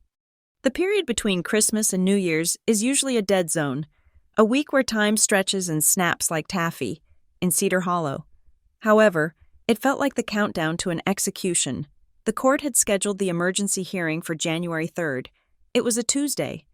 That gave us 7 days. 7 days to prove that my father was losing his mind. that his new daughter was a fraud, and that the family trust was being looted in plain sight. While the rest of the world was making resolutions and drinking champagne, Dana Whitaker and I were living in a bunker of file boxes. Dana's office became my home. We ate takeout Chinese food at 3 a.m. and slept in shifts on the leather sofa in the waiting room. We divided the labor. Tessa and Grant were fighting a public relations war. They were everywhere. I saw them on the local news, attending a charity gala for the fire department. Tessa looked radiant in emerald green, holding Martin's arm like she was anchoring him to the earth. Grant stood just behind them, the loyal guardian. They were selling a narrative of miraculous reunification. They were selling love. We were selling cold, hard forensics. Dana focused on the documents. She was a terrier with a bone, digging into the mechanics of the trust amendment. "I need the notary," she said on the second day. "This stamp is the weak link. If we break the notary, we break the amendment." She hired a private investigator named Miller, an ex-cop from Buffalo who sounded like he smoked gravel for breakfast. He spent 3 days tracking down the man who had supposedly witnessed Martin Ross sign his life away. On New Year's Eve, while fireworks popped distantly over the Hudson River. Miller called us. "I found him," Miller said. His voice crackled over the speakerphone. "Guy's name is Arthur Henderson. He runs a mobile notary service out of a strip mall in Cheektowaga." "Did he meet Martin Ross?" Dana asked, leaning over the desk, a cigarette unlit in her hand. "He tried to play tough at first," Miller said. "Said he upheld the sanctity of the seal. I showed him a photo of Martin. I asked him what color Martin's eyes were. I asked him if Martin walked with a cane. He couldn't answer. I asked, and then I told him that insurance fraud carries a mandatory minimum." Miller said, "He cracked. He never left Buffalo. A courier brought him the papers. He was paid $500 cash to stamp them and backdate the entry in his logbook." "He falsified the log?" Dana asked. "He tried to overwrite the entry," Miller said. "You can see the indentation of the previous name under the ink. He is willing to sign an affidavit if you keep him out of jail." Dana slammed her hand on the desk. "Got him," she whispered.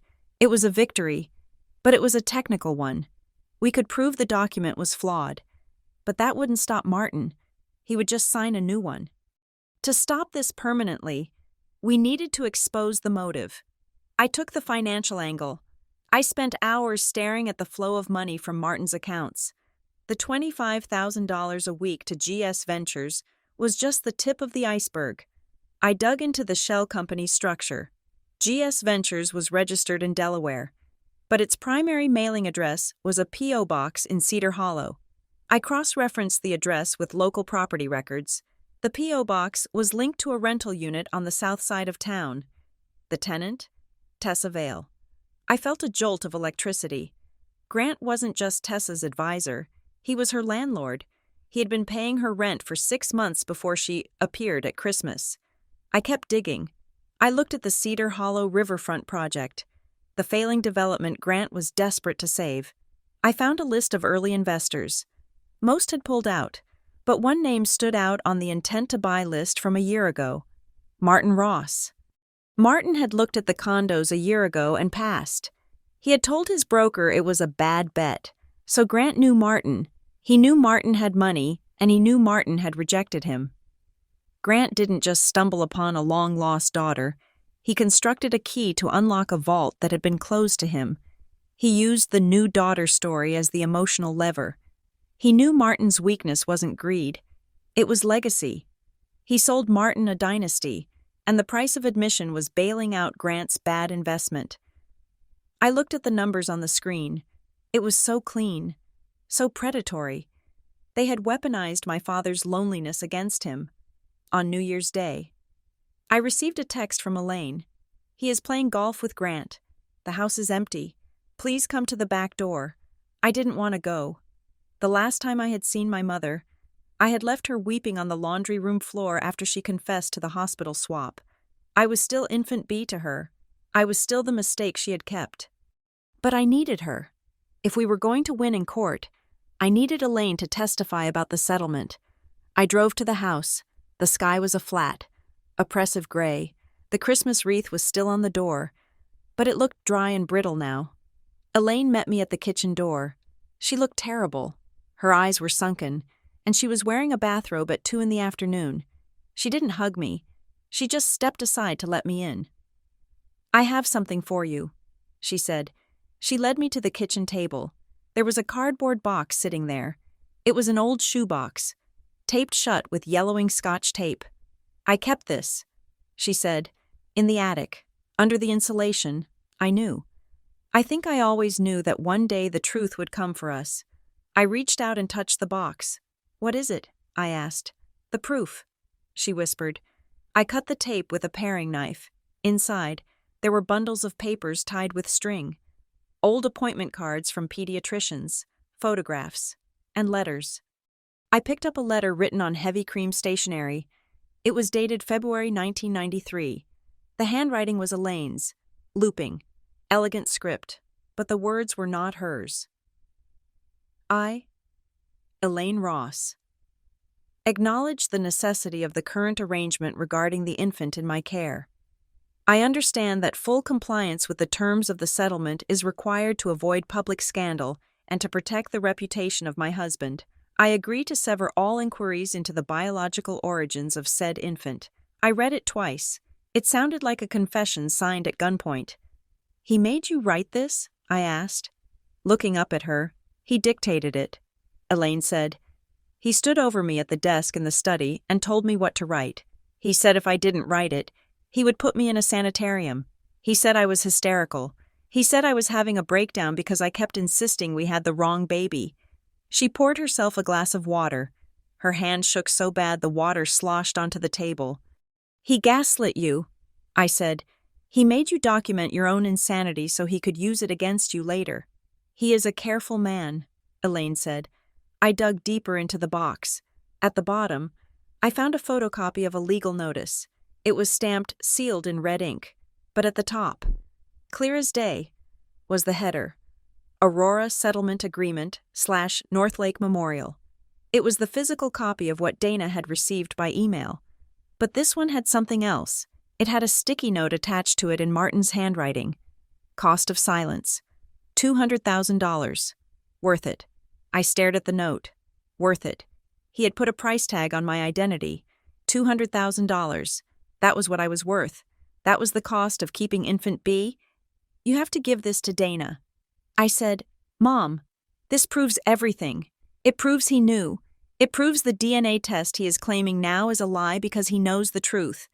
Elaine shook her head. "I can't testify. Ruby, I can't stand up in court and say I kidnapped a child.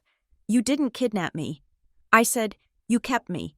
And if you don't speak up, Grant is going to steal everything. And Martin is going to die thinking he won." Elaine looked at the window. "He is sick." "Ruby," she said softly. "What?" "Martin. He had an episode this morning. He forgot where he was. He thought he was in the old house, the one we lived in before you were born. He was calling for his mother." I felt a pang of something that might have been sympathy, but I crushed it. "Grant is using that." I said, "He is rushing the signing because he knows Martin is fading." Elaine looked at me. "Save him," she said. "I know you hate him, but save him from them. I am not doing it for him," I said, closing the box. "I am doing it for the baby you were supposed to bring home." I needed to talk to Tessa. I didn't call her. I waited. I knew her routine now. Grant had her on a tight leash, but every afternoon at 4, she went to the yoga studio on Main Street. It was the one place Grant didn't follow her. I waited in the parking lot. When she came out, flushed and carrying a mat, I stepped out of my car. She saw me and froze. She looked around for Grant. "He isn't here." I said, "Ruby," she said. She looked tired. The polish was starting to crack. The emerald green dress was gone, replaced by leggings and a sweatshirt. She looked young. She looked like someone who was in over her head. "I just want to talk," I said. 5 minutes. We walked to a bench near the frozen fountain in the town square. We sat a foot apart. "We found the notary," I said. He confessed. "Tessa. He told us he never met Martin. The trust amendment is void. Tessa stared at her hands. She didn't look surprised. She looked resigned. Grant said you might find him. She said, he said it doesn't matter. Martin will just sign a new one. Martin is losing his mind. I said, do you really want to be the person holding the pen when he forgets his own name? Tessa turned to me. Her eyes were dark with fear. I don't have a choice. Ruby, you always have a choice, I said. No, I don't, she snapped. Her voice cracked. You think this is a game? You think I'm having fun? Then why are you doing it? I asked. Why are you destroying my life? Because I didn't have a life, Tessa hissed. I was waiting tables in a diner in Ohio. I had $40 in my bank account. I had debt collectors calling me every hour, and then Grant showed up. I said, he showed me a file. Tessa said, he showed me photos. He told me I was the daughter of a wealthy man who had been looking for me. He told me I had been stolen. Stolen. I repeated. He said there was a mistake at the hospital. He said you were living the life that was supposed to be mine. He said you were the imposter. I looked at her. She believed it, or she had believed it at the start. And now? I asked. Do you still believe it? Tessa hesitated. She looked away. I don't know, she whispered. I leaned in. Do you believe what you are saying to the cameras? Do you feel it? The bond? The blood? Tessa laughed. It was a bleak sound. He is a stranger, she said. He looks at me like I am a trophy. He doesn't want a daughter. He wants an audience. I nodded. I knew that look. Grant promised me safety, Tessa said. He promised me that if I just played the part, I would never have to worry about rent again. He said I was reclaiming what was mine. But you know it is a lie. I said, the DNA test, the one Grant put on the internet, it is fake. Tessa bit her lip. I didn't invent this. Ruby, she said, her voice trembling. I stepped into it. I stepped into a role that was empty. It wasn't empty. I said, I was sitting in it. Tessa looked at me, and for the first time, I saw genuine regret. I know, she said, and I am sorry, but I can't stop. Grant has things on me. He has debts I owe. If I walk away, he will ruin me. He is going to ruin you anyway, I said. When this blows up, and it will blow up, Grant will be on a plane to the Caymans, and you will be the face of the fraud. You will go to prison. Tessa shivered. Help me, I said. Tell the truth at the hearing. I can't, she whispered. She stood up.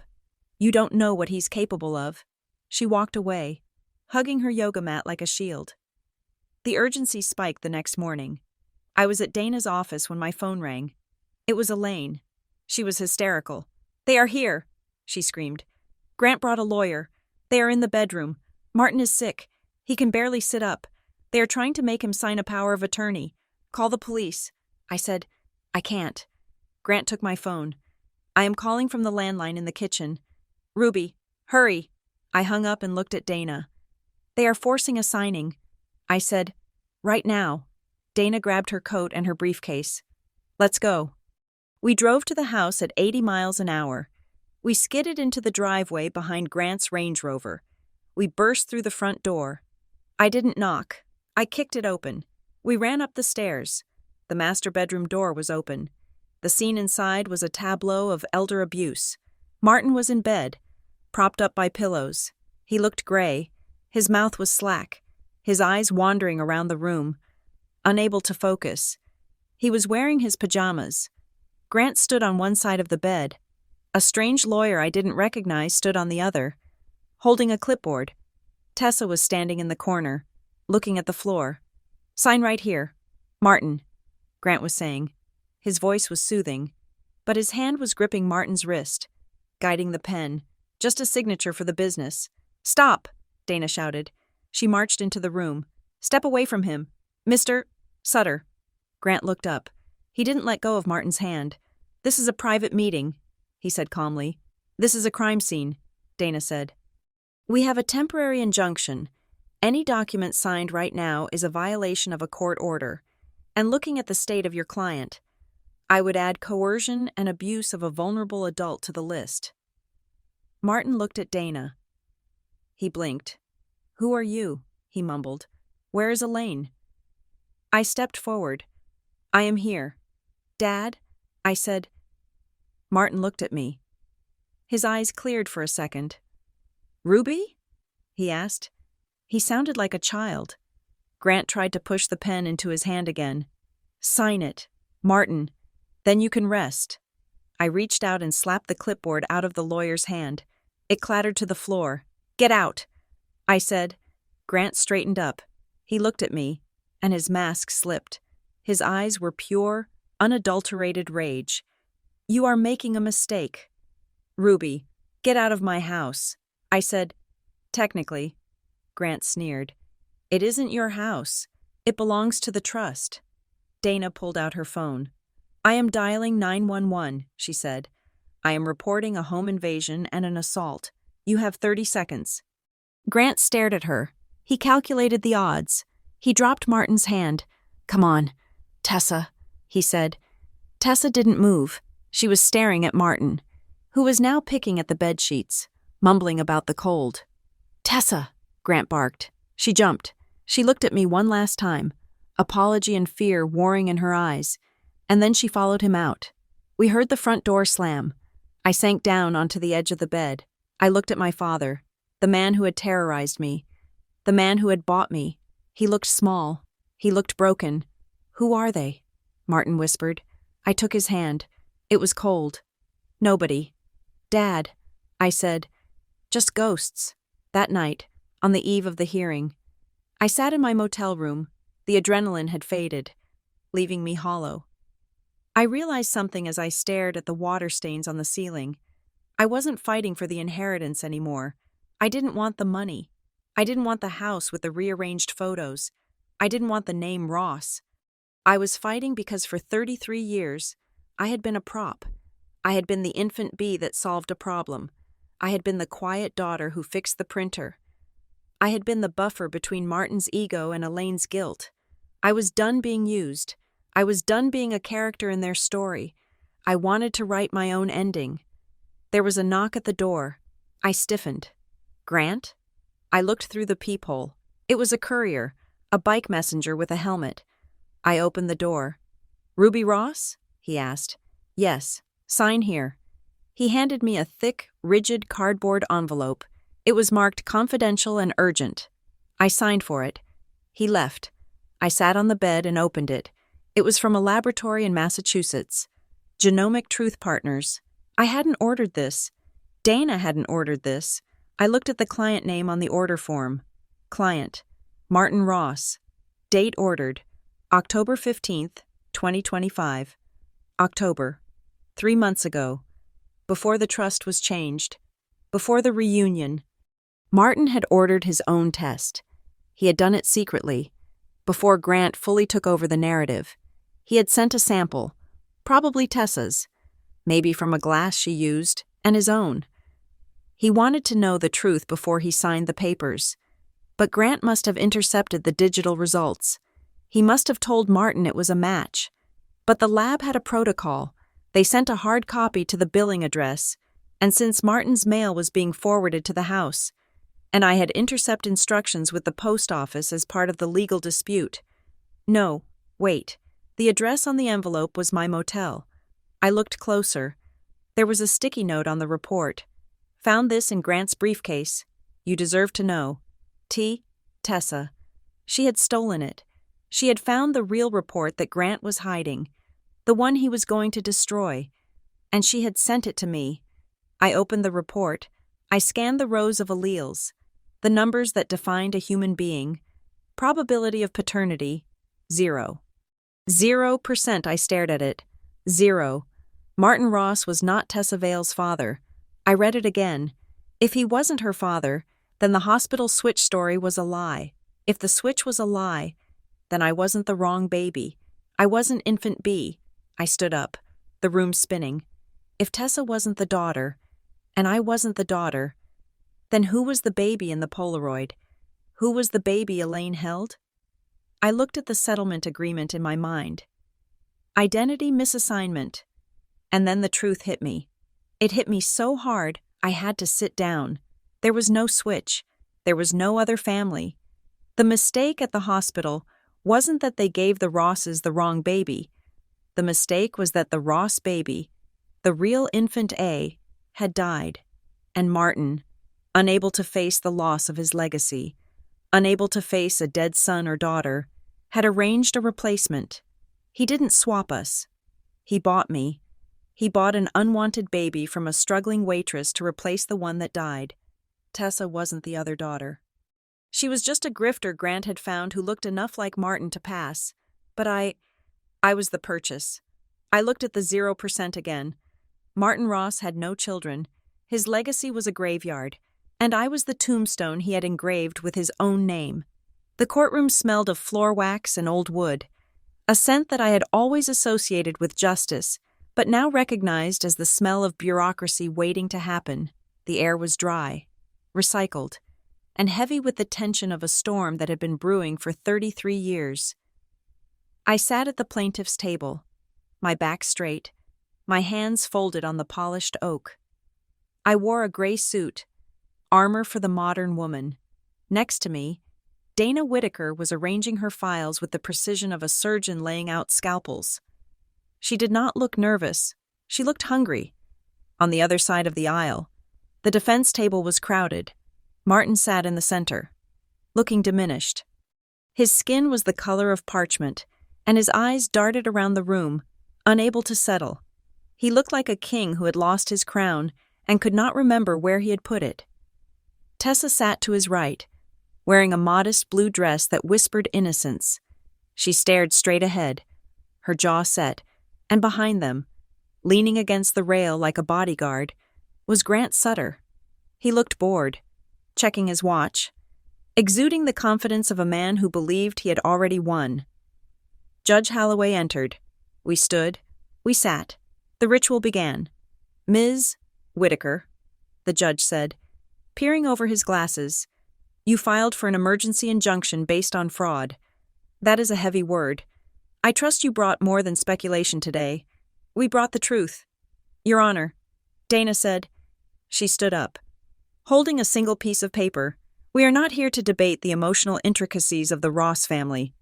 We are here to debate the validity of a document executed on December 24th, purporting to amend the Ross family trust." She walked to the podium. "We have submitted an affidavit from Mr. Arthur Henderson, a notary public based in Buffalo, New York." She continued, "In this sworn statement, Mr. Henderson admits that he never met Martin Ross. He never witnessed a signature. He was paid $500 in cash to stamp a document that was mailed to him, and he was instructed to backdate his logbook to make it appear valid. The defense attorney, a slick man from the city named Mr. Sterling, jumped up. "Objection," he said smoothly. "Mr. Henderson is a disgruntled former associate who is currently under investigation for unrelated issues. His credibility is suspect. His credibility is supported by the fact that Martin Ross was in Cedar Hollow on the day in question," Dana countered, her voice cutting through the room. "We have geolocated data from Mr. Ross's phone and vehicle. Unless he has learned to teleport, he was 300 miles away from the notary stamp." Judge Holloway looked at the defense table. "Mr. Sterling," he asked, "can you explain the discrepancy?" Sterling adjusted his tie. "Procedural irregularities do not invalidate the intent of the testator. Your Honor, Mr. Ross clearly intended to update his beneficiaries. The method of notarization is a technicality. Fraud is not a technicality," the judge said dryly. "Proceed, Ms. Whitaker." Dana moved to the next pile of evidence. "We also assert that the amendment was procured through undue influence." She said, "The primary beneficiary, Tessa Vale, and her associate, Grant Sutter, orchestrated a campaign of isolation and manipulation against a man suffering from cognitive decline." "Objection," Sterling shouted. "Mr. Ross is of sound mind. We have a doctor's letter." "From a memory clinic," Dana shot back. "A clinic, mister. Ross has been visiting monthly for 6 months." "And let us talk about the associate, Mr. Sutter," She projected a slide onto the screen in the corner of the room. It was a complex web of bank transfers. Mr. Sutter owns a shell company called GS Ventures, Dana explained. This company is the developer of the stalled Cedar Hollow Riverfront project, a project that was facing foreclosure on January 1st unless it received an infusion of $4 million. She clicked a button. A new line appeared on the chart. Connecting the Ross Trust to GS Ventures, the trust amendment directs the trustee to invest immediately in this specific project, Dana said. It is not an estate plan. It is a bailout. Mr. Ross was not finding an heir. He was being harvested for his liquidity. I watched Grant. He did not flinch. He kept his eyes on the judge, his face a mask of polite disinterest, but I saw his hand on the railing tighten, the knuckles turning white. The defense pivot was predictable. When the facts are against you, argue the law. When the law is against you, argue the facts. When both are against you, cry. Mr. Sterling called Tessa to the stand. She walked up slowly, looking small and vulnerable. She took the oath. Ms. Vale, Sterling asked gently, can you tell the court why you came to Cedar Hollow? Tessa looked at Martin. Her eyes filled with tears. I just wanted to know my father, she whispered. Speak up, please, the judge said. I just wanted to know my father. Tessa repeated, her voice trembling. I grew up not knowing. My mother died when I was young.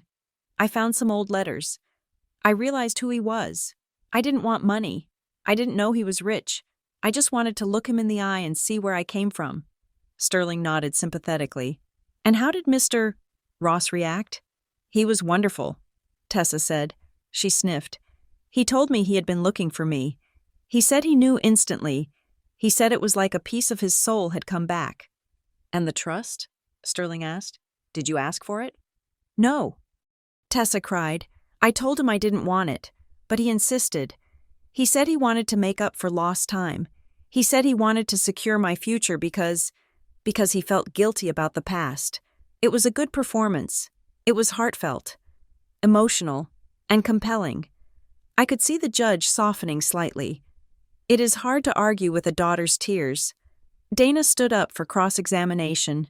She did not look soft. Ms. Vale, Dana said, you say you found old letters. Can you produce them? Tessa blinked. They were lost. In a move. Convenient, Dana said. And you say you didn't know Mr. Ross was wealthy. No, I didn't. Dana picked up a document. Then can you explain why? 3 months before you found your father, you signed a lease for an apartment in Cedar Hollow that was paid for by Grant Sutter? Tessa froze. Grant is a friend. He helped me. He paid your rent, Dana said. He paid your legal retainer. He paid for your wardrobe. And according to this email chain recovered from Mr. Sutter's server, Dana held up a printout. He sent you a script, a literal script, titled The Reunion Narrative. Dana read from the page. When you meet him, focus on the eyes. Say you have his eyes. Cry if you can. Do not mention money until the third meeting. The courtroom went deadly silent. Did you memorize your lines? Ms. Vale? Dana asked coldly. Tessa looked at Grant. Grant was staring at the wall, refusing to meet her gaze. I was nervous. Tessa stammered. Grant was just helping me prepare. Prepare to defraud a senile old man? Dana asked. Objection, Sterling yelled. Sustained, the judge said. But watch it. Ms. Vale, you are under oath. Dana put the paper down. One last question, she said. You claim to be Martin Ross's biological daughter. You claim you have his blood. Do you believe that? Tessa looked at me. I sat at the table, my face impassive. I remembered our conversation on the bench. I didn't invent this. I stepped into it. Tessa looked back at Dana. Yes, she whispered, but she closed her eyes when she said it. Then it was our turn. I call Elaine Ross to the stand. Dana said. A ripple of shock went through the room. Martin's head snapped up. He looked at Elaine, who was sitting in the back row. He looked terrified. Elaine stood up. She was wearing a black suit, severe and elegant. She walked to the stand with a dignity I had never seen in her before. She looked like a woman walking to the gallows, but walking there on her own 2 feet. She took the oath. She sat down. She did not look at Martin. "Mrs. Ross," Dana said gently, "you have heard the testimony regarding the trust and the claim that Tessa Vale is your husband's biological daughter. Can you shed some light on the family history?" Elaine took a deep breath. She gripped the railing of the witness box. "There is no biological daughter," she said clearly. The room murmured. "Can you clarify?" Dana asked. "Martin Ross has no living children," Elaine said. Martin stood up. "Elaine," he shouted, "stop this. Sit down." "Mr. Ross," the judge barked, "or I will have you removed." Martin sank back into his chair, his face a mask of horror.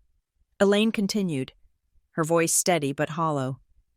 "In January 1993, I gave birth to a son at Northlake Memorial Hospital. He was premature. There were complications. He died 3 hours after birth. I felt a cold shiver pass through me. A son. I had a brother." "And what happened next?" Dana asked. "My husband could not accept it." Elaine said, "He was devastated. But more than that, he was concerned about the perception. He had already announced the heir. He had already set up the trust. To him, the death felt like a failure, a weakness." She paused, wiping a single tear from her cheek. "There was another baby in the ward," she said, "a girl, born to a young woman who was alone, scared, and without resources. The hospital administrator. He was a friend of Martin's. He brokered an arrangement." "An arrangement?" Dana asked. "A purchase," Elaine said. Her voice broke. "We paid the woman $200,000. We paid the hospital to seal the records and destroy the death certificate of our son. We took the girl. We named her Ruby." The silence in the courtroom was absolute. It was a vacuum, sucking the air out of our lungs. I looked at Martin. He had his head in his hands. "So Ruby Ross is not biologically related to either of you?" Dana asked. "No," Elaine whispered. "She is the daughter we bought to hide our grief." "And Tessa Vale?" Dana asked. "Is she the biological child?" Elaine shook her head. "No. The other mother took the money and left. She disappeared. Tessa is... I don't know who she is, but she is not ours. Martin knows that. He has always known that." "Thank you, Mrs. Ross," Dana said softly. Elaine stood up. She looked at me. Her eyes were begging for forgiveness I wasn't sure I could give. She stepped down. Martin Ross did not wait to be called. He stood up again. "She is lying," he screamed. His voice was ragged. "She is crazy. She has always been weak." "Mr. Ross," the judge warned. "She is jealous," Martin ranted, pointing a shaking finger at Tessa. "That is my daughter. I feel it. I know it. The blood calls." Dana stood up. "Your Honor, if Mr. Ross is so certain, let us look at the evidence." She picked up the envelope I had received the night before. "We have heard a lot about feeling and instinct," Dana said, "but science does not care about feelings." She walked to the judge's bench. "This is a certified DNA report from Genomic Truth Partners, dated October 15th of last year. It was ordered by Martin Ross himself. 3 months ago, Martin went still." He stared at the envelope. "I didn't," he stammered. "I never saw that." "No, you didn't," Dana said, "because it was intercepted, but the lab kept a copy." She handed the report to the judge. "Your Honor, would you please read the probability of paternity listed on the bottom of page 3? Judge Holloway put on his glasses. He flipped the pages. He studied the numbers. 0%. He read. Martin let out a sound like a wounded animal. "No," he whispered. "That is wrong," Grant said. "Grant showed me." Dana turned to Martin. "Grant showed you what you wanted to see. Mr. Ross, he showed you a forgery. He intercepted the real results and replaced them with a lie because he needed you to believe. He needed you to sign that amendment." Martin looked at Grant. Grant was no longer looking at the judge. He was looking at the exit sign. "You lied to me?" Martin asked, his voice trembling with the betrayal of a child. "You told me she was mine. You told me I had a legacy. Grant stood up. He buttoned his jacket. This is a circus, he said, his voice tight. I am not staying for this. He turned to leave. Bailiff! Judge Holloway shouted. Stop that man! 2 uniformed officers stepped in front of the gate. Grant stopped. He looked left, then right. He looked trapped. Your Honor, Grant said, trying to regain his composure. This is a misunderstanding. I relied on data provided by a third party. If the data was flawed, the data was not flawed. The judge snapped. The data was suppressed. And looking at the financial evidence Ms. Whitaker has presented, I see a clear motive for that suppression. The judge turned his gaze to Martin. Mr. Ross, he asked, who ordered the original test? The one in 1993? Martin looked up. He looked confused. There was no test. He whispered. The baby died. My son died. Then why? Mr. Ross, the judge asked, his voice surgical and precise. Why was the original birth certificate never filed properly? Why is there a sealed settlement agreement with Northlake Memorial? Martin opened his mouth, but no words came out. The reality of his life was collapsing in on him. The 33 years of lies, of pretending I was his failure when I was actually his victim, of pretending Tessa was his salvation when she was just a mirror for his vanity. It all crumbled. I watched his face shift. It wasn't remorse. Remorse requires empathy, and I wasn't sure Martin Ross had any left. It was realization. He was seeing the strings. He was seeing that the person steering him wasn't Ruby, wasn't Elaine, wasn't even fate. It was his own ego, weaponized by a man in a camel hair coat. He looked at Tessa. You aren't mine? He asked softly. Tessa was crying now. Silent. Ugly tears. I am sorry, she whispered. I just wanted a dad. Martin slumped back into his chair. He looked small. He looked like an old man who was very alone. The hearing ended in a flurry of orders. The judge referred Grant to the district attorney for investigation into fraud and elder abuse. He ordered the trust frozen indefinitely. He appointed an independent guardian to oversee Martin's affairs until a full competency hearing could be held. It was a total victory. But as I walked out of the courtroom, I didn't feel triumphant. I felt light, like gravity had finally released its hold on me.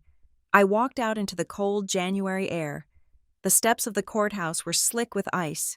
Ruby! I turned. Tessa was running after me. She wasn't wearing a coat. She was shivering. Her arms wrapped around herself. I stopped. She caught up to me, breathless.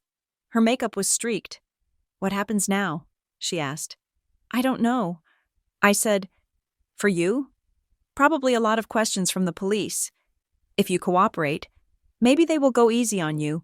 Grant is the one they want. Tessa nodded. She looked at the ground. I have a question. She said, what?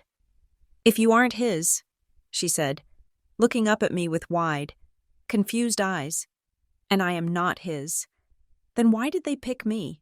I looked at her. I looked at the dark hair, the sharp nose, the jawline that everyone said looked just like Martin's. Because you were available, I said. Because you were desperate, and because people see what they want to see. Martin wanted a mirror. Grant gave him one. But we look alike, Tessa insisted. You and me. We could be sisters. We aren't sisters, I said gently. We are just 2 strangers who got caught in the same spider web. Tessa flinched. She looked around the empty parking lot. I don't have anywhere to go, she whispered. Grant. He has my apartment keys. He has everything. I reached into my bag. I pulled out a card for a women's legal aid clinic in the city. Dana had given it to me. Call them. I said, tell them the truth. Start over. Tessa. But start over as yourself this time, not as Martin Ross's daughter. She took the card. Her hand brushed mine. It was ice cold. Thank you, she said. She turned and walked away, a small figure in a blue dress against the gray world. I walked to my car. Elaine was standing there, waiting for me. She looked exhausted. The burst of strength she had shown on the stand had faded, leaving her frail. Ruby, she said. I opened my car door. I am going back to the city. Mom. Elaine flinched at the word, Mom. I am sorry. She said, I know that is not enough. But I loved you. You have to know that. In my own broken way, I loved you. I looked at her. I thought about the box of letters. I thought about the terror she must have felt, standing between a dead son and a husband who demanded a legacy. I know. I said. She took a step closer. Come home, she said. Please, Martin is going to need care. The house is so big. We can fix this. We can be a family again. A real family this time. No secrets. I looked at the woman who had bought me. I looked at the face that I had tried to mimic in the mirror for 30 years, searching for a resemblance that wasn't there. I shook my head. No, I said, Ruby, please. You are the only thing I have left. I am not a thing. Elaine, I said softly, I was never a thing. That was the problem. You all treated me like an asset, a liability, a replacement. I got into the car. I am not fighting to be chosen anymore. I told her through the open window, I am fighting to be free. Free from what? She asked, tears spilling over. Free from the story. I said, I started the engine. I put the car in reverse. I didn't look back at the courthouse. I didn't look back at the mother who wasn't my mother. I drove toward the highway, toward the city, toward a blank page where I could finally write a name that belonged to me. Thank you for listening to The Ross Deception. This story has been a journey into the darkest corners of family secrets, identity, and the price of legacy. I hope Ruby's fight for truth resonated with you. I would love to know where you are listening from today. Are you in a bustling city like Ruby, or a small town like Cedar Hollow? Please leave a comment below and let me know if you enjoyed this story and want to hear more dramas about betrayal, justice, and the complexities of the human heart. Please subscribe to Revenge Stories. And finally, I want to hear your thoughts. Do you think Ruby made the right choice in the end? Should she have forgiven Elaine? Share your thoughts in English in the comments section. Until next time.